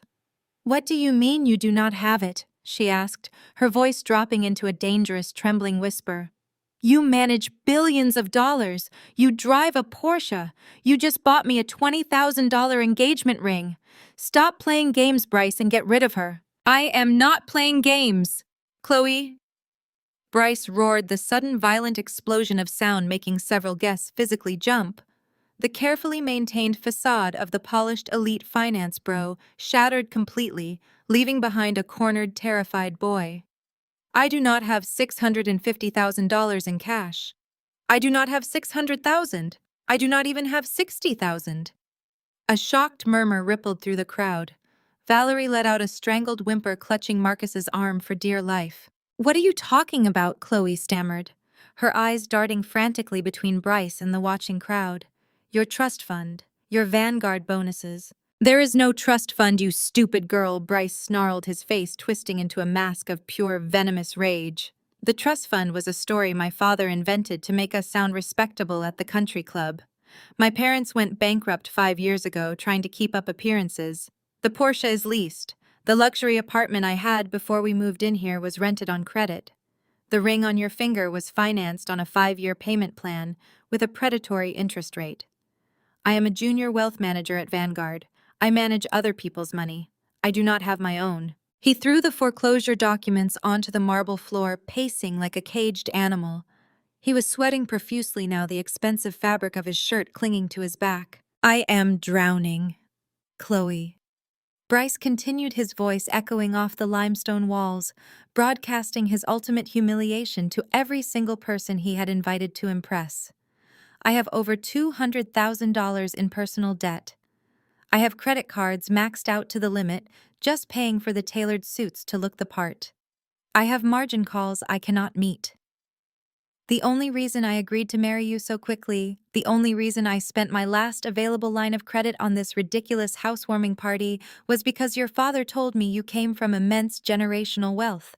Bryce whipped his head around to glare at Marcus with murderous intent. "Your father told me this estate was fully paid off. He told me he was gifting it to us free and clear as a wedding present. Do you understand what that meant to me? I thought I had secured a free $1 million asset. I thought I could quietly leverage the equity in this mansion to pay off my massive debts and finally secure my financial future. I thought I was marrying a rich heiress who could bail me out." I watched the glorious collision of frauds unfold with cold, absolute satisfaction. It was a masterpiece of poetic justice. The gold digger had married the gold digger. Chloe had married Bryce because she thought his finance bro persona meant limitless wealth and a lifetime of funded irresponsibility. Bryce had married Chloe because Marcus and Valerie projected the illusion of old money, and he desperately needed a physical asset to save him from financial ruin. They had scammed each other. They had legally bound themselves to a mutual illusion, and now they were both standing completely exposed in the wreckage of their own lies. Valerie let out another loud wail, sinking to her knees right there on the imported Turkish rug. Marcus stared at his new son-in-law, his mouth opening and closing silently like a fish suffocating on dry land.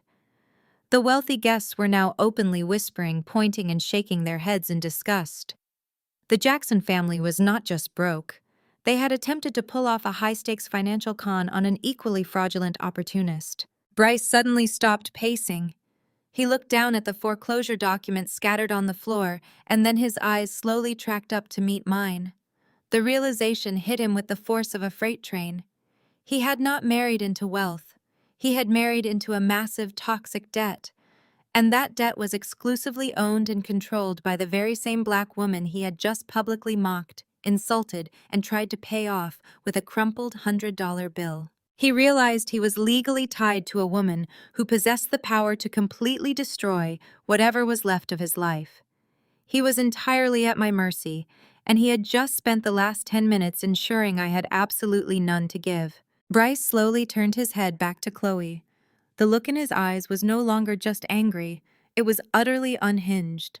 He stepped toward her, his fists clenched so tightly his knuckles were bone white. "You lied to me!" He spat, his voice trembling with a terrifying, barely contained violence. "You and your pathetic fake parents lied to me. You trapped me in this nightmare. You ruined my life." "Your roof!" Bryce screamed, the sound tearing through the grand foyer. "Your roof! You do not even own the rugs we are standing on. You are nothing but a pathetic broke fraud, Marcus. You and your entire fake family." Bryce advanced on Marcus, violently slapping the older man's pointing finger away. "You strut around the country club smoking imported cigars and acting like you belong among actual society. My family might have lost our capital, but we had actual pedigree. We had real history in this city. You people are nothing. You are just a bunch of ghetto scammers playing dress-up in a neighborhood you could never actually afford." The sheer venom in the classist and racist insults hung in the air like poison. The thinly veiled bigotry that Bryce and his country club friends had always harbored toward the Jackson family was suddenly laid bare for everyone to see. He had tolerated their skin color and their new money pretensions solely because he believed they could fund his lifestyle. The moment the money vanished, the respect vanished with it, revealing the ugly prejudice underneath. "You paraded around claiming you were elite?" Bryce continued, his voice cracking with unhinged fury. "You bought designer dogs and threw lavish parties, trying so desperately to prove you were equal to us. But underneath the couture gowns and the least luxury cars, you are exactly what my parents always said you were. Cheap, classless grifters trying to steal a seat at a table where you were never truly welcome." Valerie let out a piercing, horrified shriek. She scrambled up from the marble floor, her expensive dress twisting awkwardly around her legs.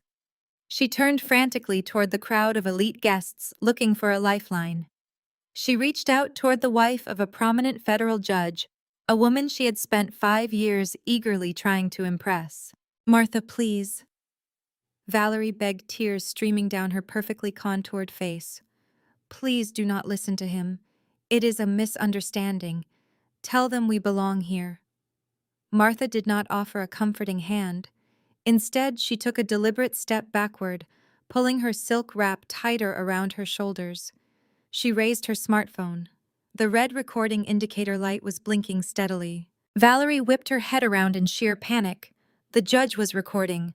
The venture capitalists were recording.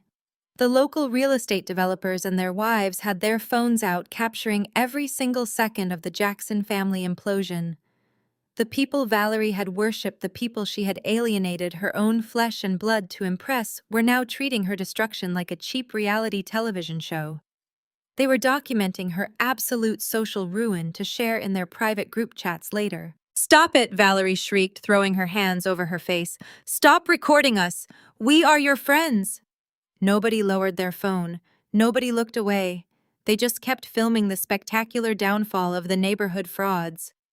Bryce ignored Valerie entirely. He spun back around to face Chloe, who was now weeping openly, her shoulders shaking with violent sobs. She reached out for him, her tear-stained face a mask of utter despair. "Bryce, please," Chloe cried, grabbing his wrist. "We love each other. We can figure this out together. We can pay her off. We can get jobs. We are husband and wife." Bryce looked down at her hands, gripping his wrist with absolute revulsion. He violently yanked his arm away, causing Chloe to stumble forward and fall hard onto her knees. "Love," Bryce spat the word, sounding like a curse. "You think I loved you. I tolerated your vapid, shallow whining because I thought your father was going to cut me $1 million check. You are a broke, spoiled liability who has never worked a day in her life. What possible use do I have for you now?" He ripped off his custom-tailored tuxedo jacket and threw it onto the floor. He began pacing again, his breathing harsh and ragged, as he looked around at the towering limestone walls of the estate he would never own. He looked at the process servers. He looked at me standing calmly in my pristine white suit, observing the carnage. He realized there was absolutely no escape from the financial trap they had all built for themselves. He stopped dead in his tracks. He raised his left hand and stared at the heavy gold wedding band resting on his finger.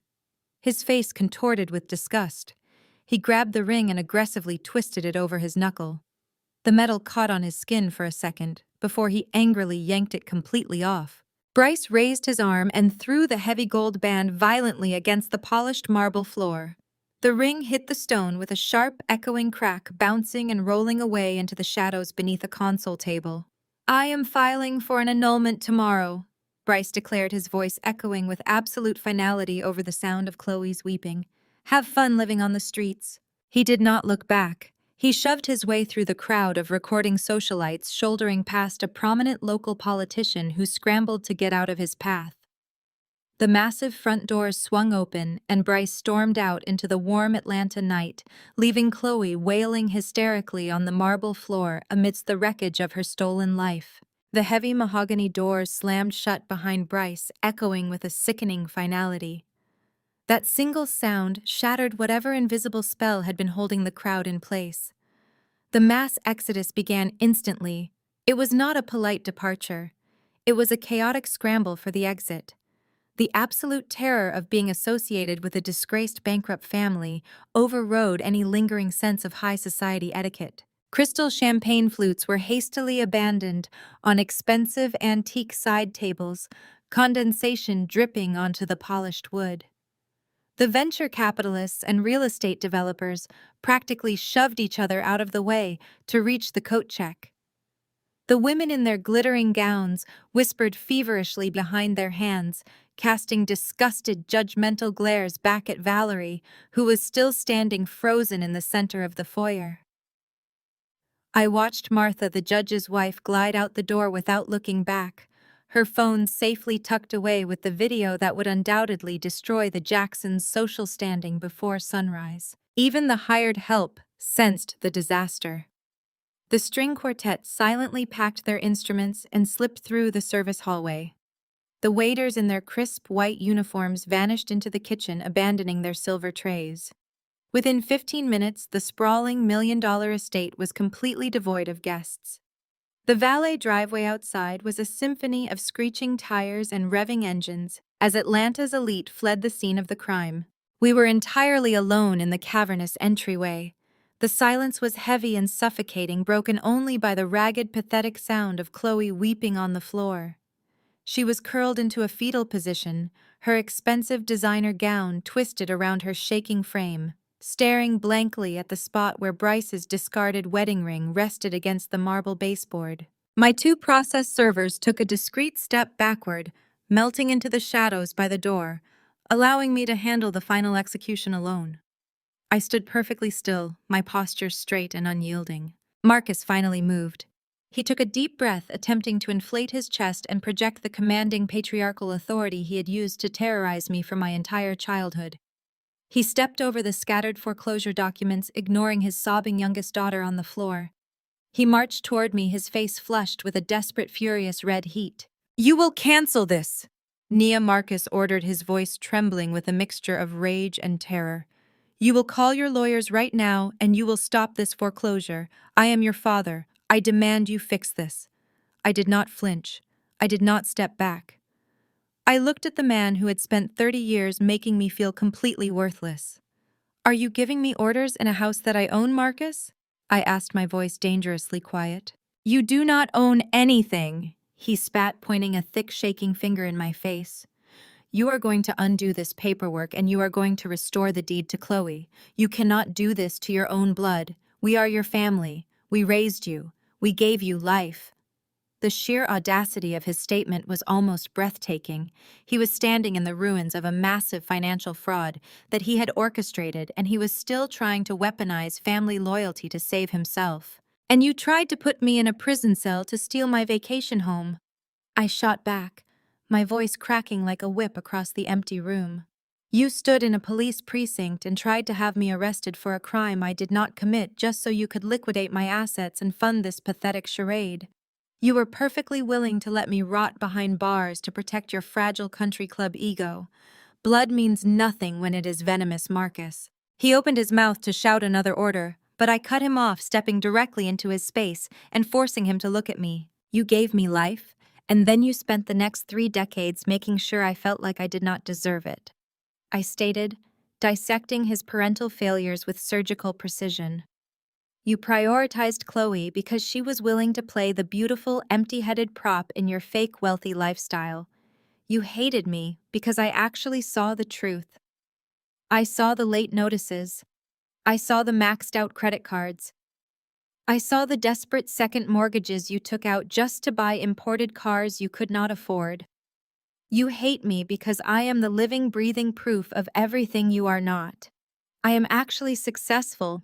I actually built wealth, and I did it entirely without you." Marcus staggered backward as if I had physically struck him. His chest heaved and the arrogant bluster completely drained from his face, leaving behind a hollow, exhausted old man. He looked around the grand foyer, taking in the massive crystal chandelier, the sweeping staircase, and the imported rugs. He realized he was looking at a museum of his own failures. He had nothing left to bargain with. He had no leverage. He was completely out of moves. Valerie saw her husband break. She saw the absolute unwavering resolve in my eyes. The reality of their situation finally crushed the last remaining shred of her pride. The country club memberships were gone. The luxury cars would be repossessed. Their entire social circle had just watched them get exposed as broke, desperate frauds. And now they were about to be homeless. Valerie let out a shattered, animalistic sob. She stumbled forward, her knees giving out completely before she reached me. She collapsed onto the hard marble floor, crawling the last few feet across the scattered legal documents. She reached up with trembling hands, her expensive jewelry clinking against the floorboards, and desperately grabbed the pristine white fabric of my designer skirt. "Nia, please." Valerie wept, her face streaked with black makeup, looking up at me with absolute broken terror. "Please do not do this to us. Please have mercy. We have nowhere else to go." I looked down at the woman who gave birth to me, the woman who was currently staining the hem of my pristine white skirt with her tears and expensive foundation. I felt absolutely nothing. No pity, no guilt, no daughterly instinct to comfort her. Just a cold, hollow void where my love for her used to reside. I looked at her hands. Her hands had pushed me away when I asked for college tuition. Her hands had signed the fraudulent deed to steal my property. Her hands had pointed me out to the police as a criminal. Her trembling hands were now clinging to me like a lifeline. I slowly reached down, not to help her up, but to firmly pry her manicured fingers off my fabric. I stepped back, smoothing the wrinkles she had left behind. "Mercy." I repeated the word, tasting foreign and bitter on my tongue. "You are begging for mercy. Tell me, Valerie, where was your mercy 3 days ago?" Valerie choked on a sob, unable to form a coherent sentence. She kept reaching out, grasping at the empty air between us.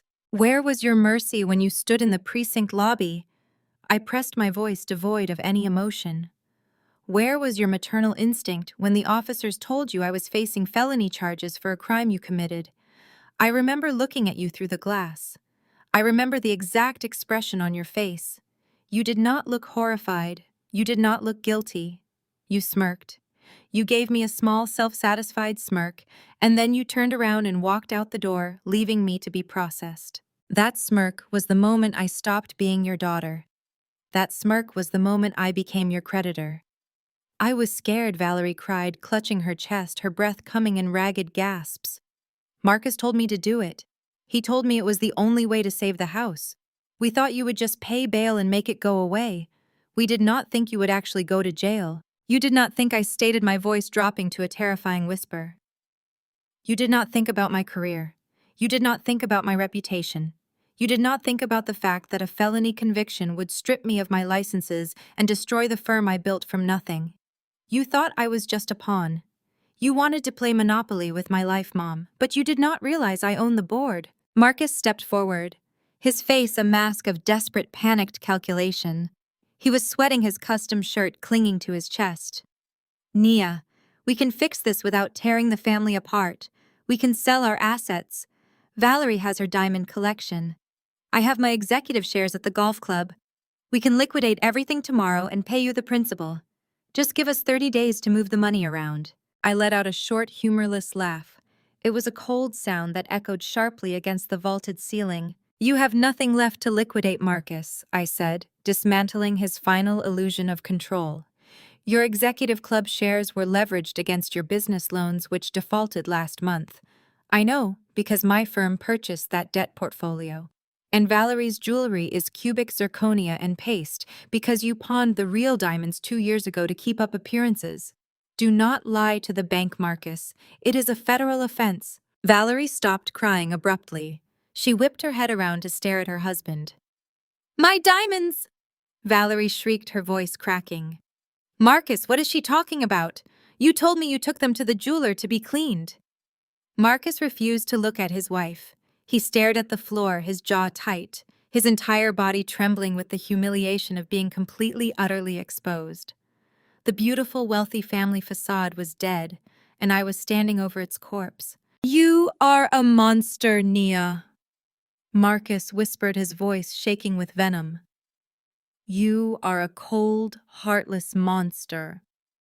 "I am exactly what you manufactured," I responded, my posture perfectly straight. "You wanted a ruthless business transaction. You got one. I turned away from my ruined parents and walked deliberately toward my leather briefcase, resting on the nearby marble console. The heavy silence of the room was broken only by Valerie's renewed hysterical sobbing as she interrogated Marcus about her stolen jewelry. I snapped the brass locks of the briefcase open. I reached inside, pulling out a crisp manila folder. I extracted a single sheet of heavy legal bond paper. The foreclosure was initiated the moment you filed that fraudulent quitclaim deed. I explained, my voice taking on the sterile, detached tone of a corporate litigator. But the process accelerated when you attempted to commit grand larceny by framing the primary lien holder. The bank does not grant grace periods to criminals. I walked back to the center of the room. I let the document fall from my hand. It drifted through the air and landed squarely on the floor between Valerie's knees, right next to the scattered foreclosure notices. "What is this?" Marcus asked, his eyes fixed on the paper, as if it were a venomous snake. He did not reach down to pick it up. "It is a 24-hour notice to vacate," I stated clearly, ensuring every syllable landed with devastating precision. "The foreclosure is complete. The grace period has been legally waived due to fraudulent activity on the premises. The property reverted back to the lender this morning. And since I am the primary shareholder of the holding company that underwrote your loan, this property officially belongs to my LLC." Chloe scrambled up from the floor, her ruined wedding dress catching under her heel and tearing with a loud, violent rip. The sound of the expensive silk shredding seemed to snap whatever fragile thread of sanity she had left holding her together. She stared at the empty doorway where Bryce had just vanished into the night, then slowly turned her head toward me. Her eyes were bloodshot and swollen, her face twisted into a mask of pure, unadulterated hatred. "You ruined my life!" Chloe screamed, her voice shattering into a hysterical, ear-piercing shriek. She lunged forward, pointing a shaking, manicured finger inches from my face. "You planned this, Nia. You waited until my wedding night. You waited until the most important day of my existence to humiliate me and destroy my marriage. You destroyed my life because you are jealous no man will ever love you. You are a bitter, lonely spinster who has to buy her own houses because no one will ever want to build an actual life with you." I looked at my younger sister. Her expensive tiara was crooked, her face was smeared with dark streaks of ruined makeup, and her carefully constructed fairy tale was burning to ash all around her. I did not feel a single ounce of anger at her childish insults. I did not feel defensive. I actually felt a genuine cold laugh bubbling up deep in my chest. I let it out. It was a sharp, humorless sound that echoed off the high limestone walls, cutting right through her hysterical sobbing. "Bryce never loved you, Chloe," I stated, delivering the absolute truth with brutal simplicity. "He loved the house I paid for. He loved the illusion of generational wealth your parents projected using my stolen money. He was a broke, drowning grifter looking for a financial lifeline, and you were foolish enough to think he was a Prince Charming. You were nothing but a transaction to him. And now that the transaction has failed, you have neither the husband nor the house." Chloe let out a feral, agonizing scream. She raised her hand, balling it into a fist, as if she was actually going to strike me right there in the middle of the foyer. She never got the chance. From the deep shadows near the grand double doors, 4 massive men in immaculate black suits stepped forward simultaneously. I had not just brought process servers tonight. I had brought the elite private security firm I kept on retainer for high-risk corporate asset seizures. 2 of the men moved with terrifying speed, stepping smoothly and silently between me and my sister. One of them simply raised a massive hand, blocking Chloe's path without even breaking a sweat. Chloe slammed into his solid arm like a bird flying into a glass window, stumbling backward in shock. "Do not touch her!" Valerie shrieked, scrambling to her feet and pulling Chloe back by the shoulders. "You have done enough, Nia. Just leave us alone. Tell your thugs to back off and let us grieve our family in peace." "You do not have time to grieve, Valerie," I replied, adjusting my blazer and turning to the lead security officer. "The clock is already ticking." I turned my attention back to my so-called family, raising my voice so it carried clearly across the cavernous, empty room. Listen to me very carefully, because I will only say this once I announced. This property and everything inside it is now legally under the control of my holding company. You have exactly 24 hours to vacate the premises. These gentlemen will remain on site to secure the perimeter and ensure a smooth transition of my assets. Marcus puffed out his chest, trying to summon some remaining scrap of his country club dignity. We will pack our belongings tomorrow morning, he muttered, refusing to look me in the eye, staring instead at the polished floorboards. We will hire movers to take our furniture and our art collections, and we will be gone by tomorrow evening. I offered him a terrifying razor-sharp smile. You misunderstand your current position, Marcus, I corrected him, my voice echoing off the marble. You are not moving out. You are being evicted for default and massive financial fraud. Every single piece of furniture, every imported Persian rug, every crystal chandelier, and every piece of modern art in this mansion was purchased using funds illegally secured against my private assets. Therefore, it all legally belongs to the estate. It belongs to me to recoup my losses. Valerie gasped violently, clutching her throat as if she was suffocating. You cannot take my things, she wheezed. My clothes, my designer bags, my life. My... You may take your personal clothing, I stated, cutting off her desperate protests. You may take your shoes, your everyday toiletries, and whatever cheap knockoff jewelry you have left in your vanity. Nothing else leaves this house. You will not touch the fixtures. You will not unbolt the flat-screen televisions. You will not take a single piece of silverware from the chef's kitchen or a single bottle of wine from the cellar. If any of my security team catches you trying to sneak out a vase, a painting, or even a designer throw pillow, I will immediately have you arrested for theft on top of the existing federal fraud charges. Chloe stared at me in absolute horrified disbelief. You are making us leave with nothing, she whispered, her voice hollow and trembling. You are putting us on the street with garbage bags. You put yourselves on the street, Chloe, I replied, completely devoid of any empathy. You played a dangerous, greedy game with my livelihood, and you lost spectacularly. I turned to the lead security officer, who was watching the exchange with professional detachment. Escort them to their respective bedrooms, I instructed him. My tone strictly business. Watch them pack. Check every single bag before it crosses the front threshold. Do not let them out of your sight. If they resist or try to damage my property, call the local precinct and have them removed for criminal trespassing. Yes, Mom, the officer replied, his voice a deep, gravelly rumble.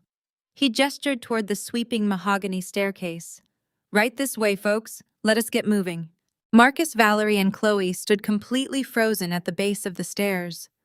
The sheer absolute reality of their destruction was finally setting in, settling over them like a suffocating weighted blanket.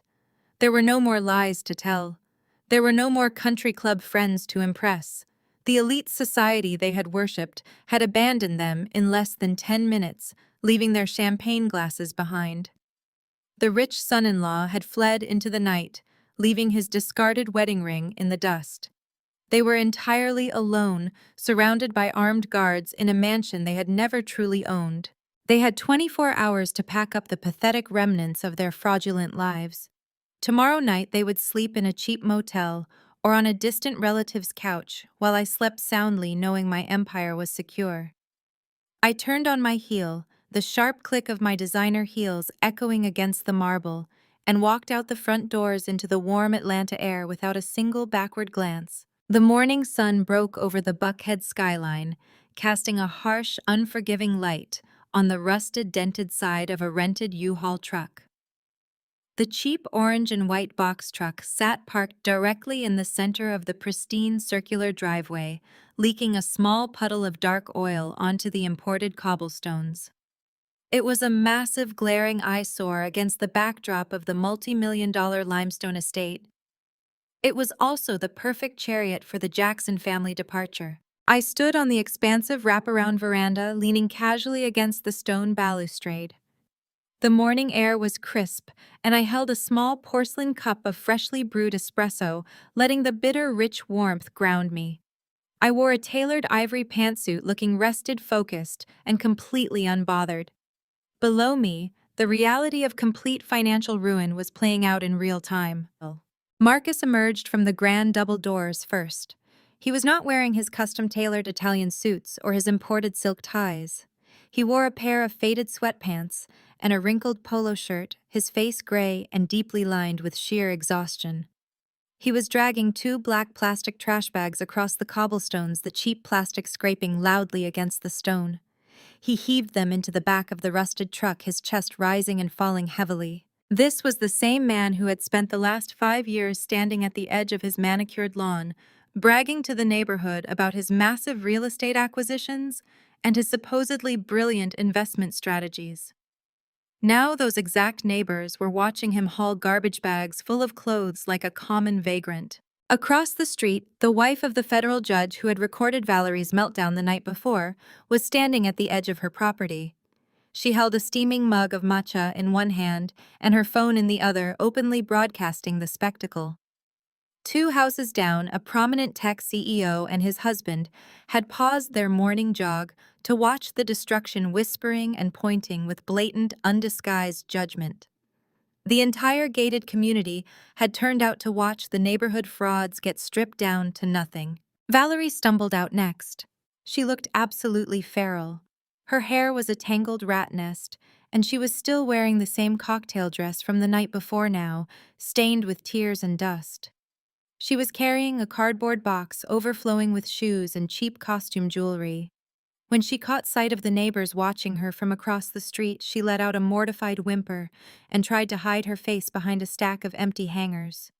She had spent her entire adult life sacrificing her own child to buy a seat at their elite table. Today, she was being publicly expelled from it. My security team stood like stone statues at the perimeter of the driveway, meticulously checking every single item before it was loaded into the truck. The lead officer, a mountain of a man in a black suit, stopped Marcus and forced him to open a duffel bag onto the hood of a nearby car. Marcus silently submitted, his hands shaking as the guard sifted through folded socks and underwear, ensuring absolutely nothing of value was being smuggled off the property. Then Chloe appeared in the doorway. She was moving quickly, her eyes darting nervously back and forth. She had a thick, oversized trench coat bundled awkwardly in her arms, pressing it tightly against her chest. The shape beneath the fabric was rigid, flat, and perfectly rectangular. "Hold it right there," the lead security officer barked, stepping directly into her path. Chloe flinched, clutching the bundle tighter. "Get out of my way," she snapped, trying to sidestep the massive guard. "These are my personal winter coats. You have no right to touch my personal items. I know the law." The guard did not argue.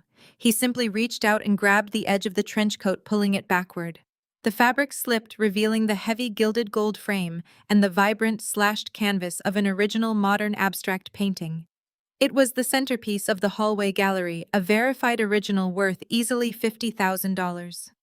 It was an asset purchased directly with the equity stolen from my company. I took a slow, deliberate sip of my espresso and walked down the wide stone steps approaching the driveway. "Did you honestly think a Burberry trench coat was going to mask a 3-foot canvas frame, Chloe?" I asked, my voice echoing clearly across the quiet morning street. Chloe whirled around to face me, her eyes wide with a frantic, trapped panic. "Let me take this one thing, Nia," she begged, her voice cracking loudly.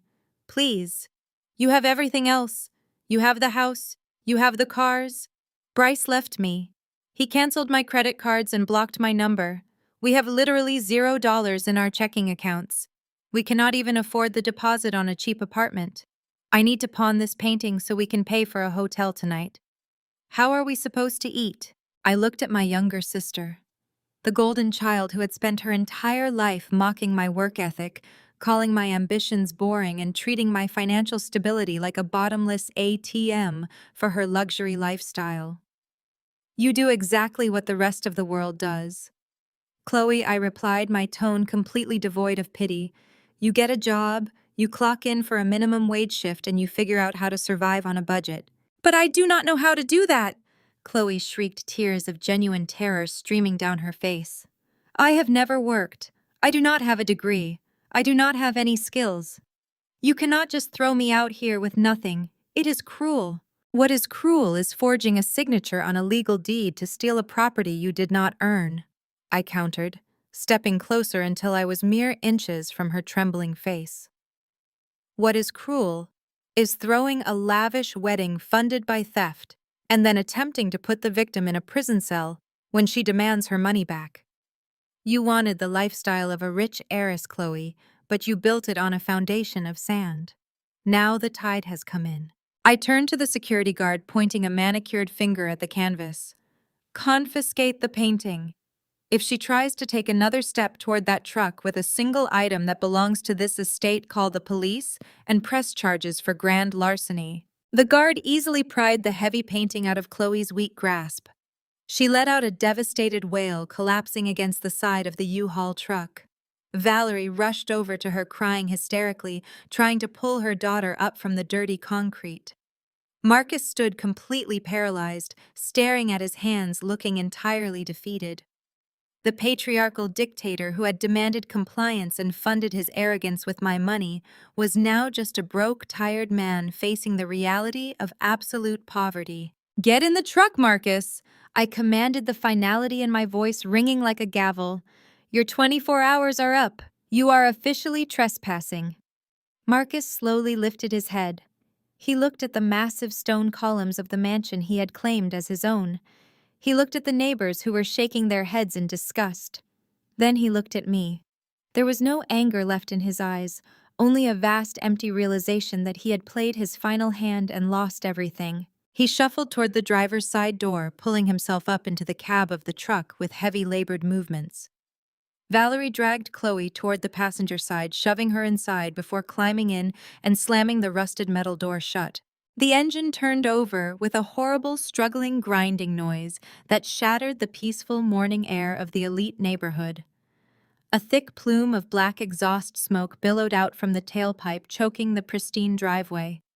Marcus jammed the gearshift into drive, and the cheap orange truck slowly lurched forward, rattling over the cobblestones. I stood on the driveway, holding my espresso, and watched as the vehicle carrying the ruins of my fraudulent family slowly disappeared down the street, leaving the gated community and my life forever. It had been exactly 30 days since that rusted orange truck coughed its way out of the Buckhead gates. 1 month was all it took for the absolute destruction of the Jackson family to finalize. Chloe stood under the harsh, flickering fluorescent lights of a fast fashion retail store in a dying suburban mall. She was wearing a cheap, stiff polyester uniform polo, smoothing out a massive, chaotic pile of neon clearance shirts. Her feet ached in cheap discount sneakers, a stark, brutal contrast to the designer heels she used to parade around in. Her meticulously curated influencer career had evaporated overnight. The video of Bryce's unhinged, classist meltdown had spread across social media like a digital wildfire. Brands dropped her within hours. Sponsors issued swift public statements distancing themselves from her bigoted family. Her comment sections were flooded with thousands of people mocking the fake heiress who got evicted from her own wedding party. Worse, Bryce had officially filed for the annulment and vanished, leaving her legally tethered to over $80,000 of joint credit card debt. He had stealthily opened several accounts using her social security number during their brief engagement, convincing her it was for their joint portfolio. Now she was the sole target of ruthless debt collectors calling her prepaid phone 10 times a day. She was currently folding $5 shirts just to make the minimum monthly interest payments. A group of teenage girls walked past the clearance rack holding iced coffees. One of them stopped, pointing a perfectly manicured acrylic nail directly at Chloe's face. A loud, mocking laugh echoed through the quiet, empty store. "It is the fake heiress," the teenager whispered loudly, her friend holding up a smartphone with the viral video playing on a loop. "Where is your Porsche, honey? Did the repo man take your tiara?" Chloe felt her face burn with deep, agonizing humiliation. Her eyes welled with hot, stinging tears. She dropped the neon shirt and fled into the cramped employee break room, locking the flimsy, hollow door behind her and sliding down the cinder block wall to weep into her hands. There was no ring light. There were no lucrative brand deals. There was no Prince Charming to rescue her. There was only the smell of stale coffee floor wax and minimum wage despair. 30 miles away on the opposite side of the city, Marcus and Valerie were experiencing their own customized hell. The sprawling limestone estate had been traded for a cramped, dingy two-bedroom apartment in a decaying complex overlooking a perpetually gridlocked interstate. The constant roaring of 18-wheelers rattled the thin single-pane windows at all hours of the day and night. Valerie sat at a chipped laminate kitchen table, staring blankly at a thick stack of final notice utility bills. She was wearing a faded silk robe, the last remaining artifact of her country club life. The country club board had voted unanimously to permanently revoke their membership the morning after the Buckhead disaster. Their elite friends, the judges, the politicians, and the venture capitalists had immediately blocked their numbers. They were absolute social pariahs in Atlanta. The sound of a slamming door made Valerie flinch physically. Marcus stomped into the tiny kitchen, throwing a stack of rejected job applications onto the sticky counter. "No one will hire a disgraced bankrupt executive who committed mortgage fraud," he shouted, his voice bouncing violently off the peeling yellow wallpaper. "My reputation is completely radioactive. Every single background check flags my name. I cannot even get an interview at a mid-level logistics firm because you could not stop bragging to the board about $1 million house we did not own." Valerie slammed her fist onto the laminate table, rattling the cheap ceramic coffee mugs. "You signed the fraudulent deed, Marcus," she shrieked, her voice shrill and panicked. "You told me it was a foolproof plan. You told me Nia was too weak and too compliant to fight back. You told me we were securing our retirement. You cost me my friends. You cost me my entire life." The bitter, venomous arguments were a daily occurrence now. They had absolutely no money left to distract them from how much they despised each other. The illusion of their sophisticated upper-class marriage had shattered completely, leaving behind two desperate grifters trapped in a tiny, noisy box. Marcus glared at his wife with absolute sneering disgust. "Your friends abandoned you the second your credit cards declined, Valerie," he spat, leaning over the table. "They never loved you. They only loved the open bar and the free catering. You are nothing to them. You are just a cautionary tale they gossip about at the tennis courts." He turned and stormed into the tiny master bedroom, slamming the hollow core door so hard the cheap drywall cracked around the frame. Valerie sat alone in the dim kitchen, shivering as the drafty air conditioner rattled violently in the window unit. The apartment was suffocatingly small, smelling of old grease and damp carpet. The power company had explicitly stated the electricity would be shut off by 5 o'clock tomorrow evening if the past due balance was not paid in full. They had exhausted their final lines of credit just securing the security deposit for this miserable apartment. She reached into the deep pocket of her robe and pulled out a cheap plastic prepaid burner phone. She had purchased it at a gas station with her last $20 bill specifically because I had completely blocked her actual number across all my devices. Valerie stared at the glowing digital screen, her hands trembling violently. She swallowed the last microscopic shred of her pride, her desperation overriding her arrogance. She dialed the number she had memorized. The phone rang 3 times before going straight to my automated corporate voicemail. Valerie squeezed her eyes shut, tears spilling hot and fast down her sunken cheeks. "Nia," she whispered into the receiver, her voice a pathetic, broken rasp entirely devoid of its usual aristocratic haughtiness. "Nia, please pick up. I know you are there. I know you hate us. I know we deserve everything that is happening. But they are turning off the power tomorrow, Nia. Marcus cannot find work, and Chloe is drowning in Bryce's toxic debt. We have absolutely nothing left." She choked on a sob, gasping for air in the cramped kitchen. "Please, Nia." Valerie wept, begging the voicemail machine. "I am begging you. I am on my knees. Just wire us $1,000. Just $1,000 to keep the lights on and buy some groceries. You proved your point. You won. Please just show your mother some mercy." I held the phone to my ear, pressing the cold glass against my skin as Valerie wept. The pathetic, broken rasp of her voice filtered through the tiny speaker. She begged for $1,000. She begged for the electricity bill. She begged for mercy. I kept my eyes locked on the horizon, watching the setting sun melt into the deep blue water of Lake Oconee. The fiery orange and violet light danced across the rippling surface. The automated voice of the voicemail system stated the message had ended. I lowered the phone and tapped the screen to delete the audio file permanently. A warm, gentle breeze swept across the expansive wraparound cedar deck, carrying the rich, smoky scent of slow-roasted brisket and charred wood. I stood at the edge of the railing, breathing in the clean air. The sky was a masterpiece of natural wealth, painted in vivid strokes of burning gold and deep indigo. It was real. It was tangible. It was entirely mine. Behind me, the sound of genuine, unrestrained laughter floated through the evening air. There were no hushed, judgmental whispers. There were no tense, calculating glances. There was no performative posturing to impress people who secretly despised us. My deck was filled with 30 of my closest allies. They were brilliant legal minds, ruthless acquisition directors, and fiercely loyal friends who had stood by my side when my own blood tried to lock me in a prison cell. I turned around and leaned back against the smooth wooden railing, taking in the scene. My lead litigator, David, was standing by the outdoor kitchen wearing a faded vintage band shirt and comfortable canvas shorts.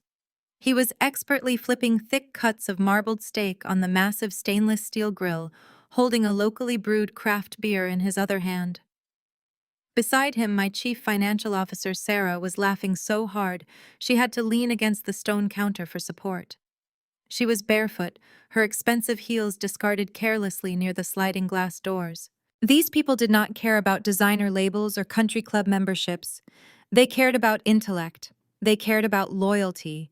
They cared about the fact that we had built a fortress of legitimate, untainted wealth together. I had spent my entire childhood surrounded by people desperately pretending to be rich. Now I was surrounded by people who were actually wealthy enough to simply be themselves. The contrast was staggering. The contrast was peaceful. The contrast was everything I had ever wanted. David caught my eye and raised his beer bottle in a silent toast across the deck. He walked over, handing me a crystal glass filled with sparkling water and fresh lime. "The final transfer documents cleared probate this morning," David stated, his voice filled with deep professional respect. "The Buckhead estate is fully integrated into the corporate portfolio. You executed a flawless retrieval, Naya. Your parents' legal counsel tried to file an emergency injunction yesterday afternoon, but the judge threw it out the second he saw the forged quitclaim deed. You outmaneuvered them at every single turn. I have never seen a sharper corporate mind." I took the glass from him, feeling the cool condensation against my palm. "They made it easy, David. They operated on arrogance. I operated on facts. Arrogance always crumbles when the bill comes due." David smiled warmly, clapping me gently on the shoulder, before heading back to the grill. He did not treat me like a disappointment. He did not treat me like an awkward outcast who failed to land a wealthy husband. He treated me like the architect of my own empire, because that is exactly what I was. I looked back out over the water. My phone vibrated in my pocket, delivering a fresh notification. It was another transcribed voicemail from the same unregistered burner number. I did not need to listen to the audio to know what it said. The transcription software laid out the desperate words in stark black and white text. Valerie was crying again. Valerie was demanding mercy from the daughter she had gleefully sacrificed to save a cubic zirconia lifestyle. Mercy. The word echoed in my mind. She wanted a bailout. She wanted me to erase the consequences of her own malicious actions. I stared at the transcribed text. I thought about Chloe folding cheap polyester shirts under flickering fluorescent lights, her influencer dreams dead and buried under mountains of debt. I thought about Marcus sitting in a cramped, noisy apartment, staring at rejected job applications, his bloated ego finally crushed by the weight of his own incompetence. I thought about Valerie shivering in a drafty kitchen, begging a machine for electricity money. They were exactly where they belonged. They had built a house of cards and they had chosen to set it on fire. I simply refused to burn with them. I tapped the screen and blocked the burner number. I navigated to my security settings and updated the firewall protocols to automatically reject any incoming communication from unauthorized devices. I systematically erased their digital footprint from my life with clinical emotionless precision. They were no longer my family, they were no longer my problem, they were simply a closed account, a finalized transaction, a concluded chapter. "Hey, Nia," a voice called out, pulling me from my thoughts. I turned to see Sarah walking toward me, holding a plate piled high with grilled vegetables and thick slices of brisket. She handed me a fork and leaned against the railing next to me, looking out at the fading sunset. "You have been standing over here alone for 10 minutes. Sarah observed, her tone light but observant. "Are you actually going to eat at your own barbecue? Or are you just going to strategize our next corporate takeover while the food gets cold?" I slipped my phone into my pocket, feeling the last remaining ounce of tension completely evaporate from my shoulders. I took the plate from her, breathing in the rich, savory aroma. "I am taking a night off from strategy, Sarah," I replied, my voice clear and steady. "The takeovers are finished. The accounts are settled. I am just enjoying the view." Sarah smiled, bumping her shoulder against mine comfortably. "It is an incredible view," she agreed. "You earned every bit of this piece, Nia. Do not let anything distract you from it." I looked back at the deck, watching my friends pass plates of food and share stories. The fiery colors of the sunset were giving way to the deep indigo of twilight, and the first few stars were beginning to pierce the darkening sky. The air was cool and clean. There were no ghosts here. There were no lingering shadows of fraud or betrayal. There was only the solid, undeniable foundation of the life I had built with my own two hands. I took a bite of the food, letting the warmth and the noise and the genuine affection of my chosen family wash over me. The Buckhead estate was a cold, empty monument to my parents' failure, but this lake house was a living, breathing testament to my survival. I had survived their cruelty. I had survived their theft. I had survived their betrayal. I was finally free. The evening deepened into a rich velvet black, allowing the amber glow of the string lights draped across the cedar deck to cast long, dancing shadows. The intense heat of the Georgia summer had finally broken, giving way to a cool, comfortable breeze rolling off the dark expanse of Lake Oconee. The barbecue had naturally transitioned into an intimate late-night gathering. David had moved from the grill to the massive stone fire pit, currently engaged in a heated, laughing debate with Sarah about international market trends. The clinking of crystal glasses and the low murmur of comfortable conversation filled the air. I stepped away from the main seating area, moving toward the far corner of the deck, where the wooden planks met the edge of the property line. I pulled my phone from my pocket one final time. I had blocked Valerie's burner number earlier, but the telecommunication network still filtered blocked incoming calls into an isolated quarantine folder on the cloud drive. A bright red notification badge sat heavily on the screen. Another voicemail had been deposited into the blocked log just minutes ago. I tapped the screen, opening the visual transcription. It was Valerie again. The text detailed a frantic, miserable stream of consciousness. She was sobbing about a final eviction notice from their terrible apartment, complaining that Marcus had started drinking cheap liquor, and begging me for just $1,000 to cover their electricity bill. The transcription software caught every stutter, every pathetic plea, every desperate gasp for air. I stared at the glowing letters, waiting for the familiar surge of adrenaline. I waited for the knot of anxiety that used to form in my stomach whenever my mother demanded my compliance. I waited for the profound, burning anger that had fueled my entire hostile takeover of their fraudulent lives. Absolutely nothing happened. My pulse remained steady. My breathing was slow and even. I looked at the words on the screen and I felt no pity, no guilt, and no rage. I felt a profound, sweeping indifference. It was a cold, beautiful void. For 35 years, Valerie and Marcus had dictated my emotional state. A single disapproving glance from my father used to send me into a spiral of overachievement. A cruel passing comment from my mother used to dictate my self-worth for months. They had occupied a massive, towering space in my psyche. Now, looking at the digital evidence of their complete destruction, I realized the ultimate truth about power. True power did not come from crushing your enemies financially. True power was not taking their houses, their cars, or their country club memberships.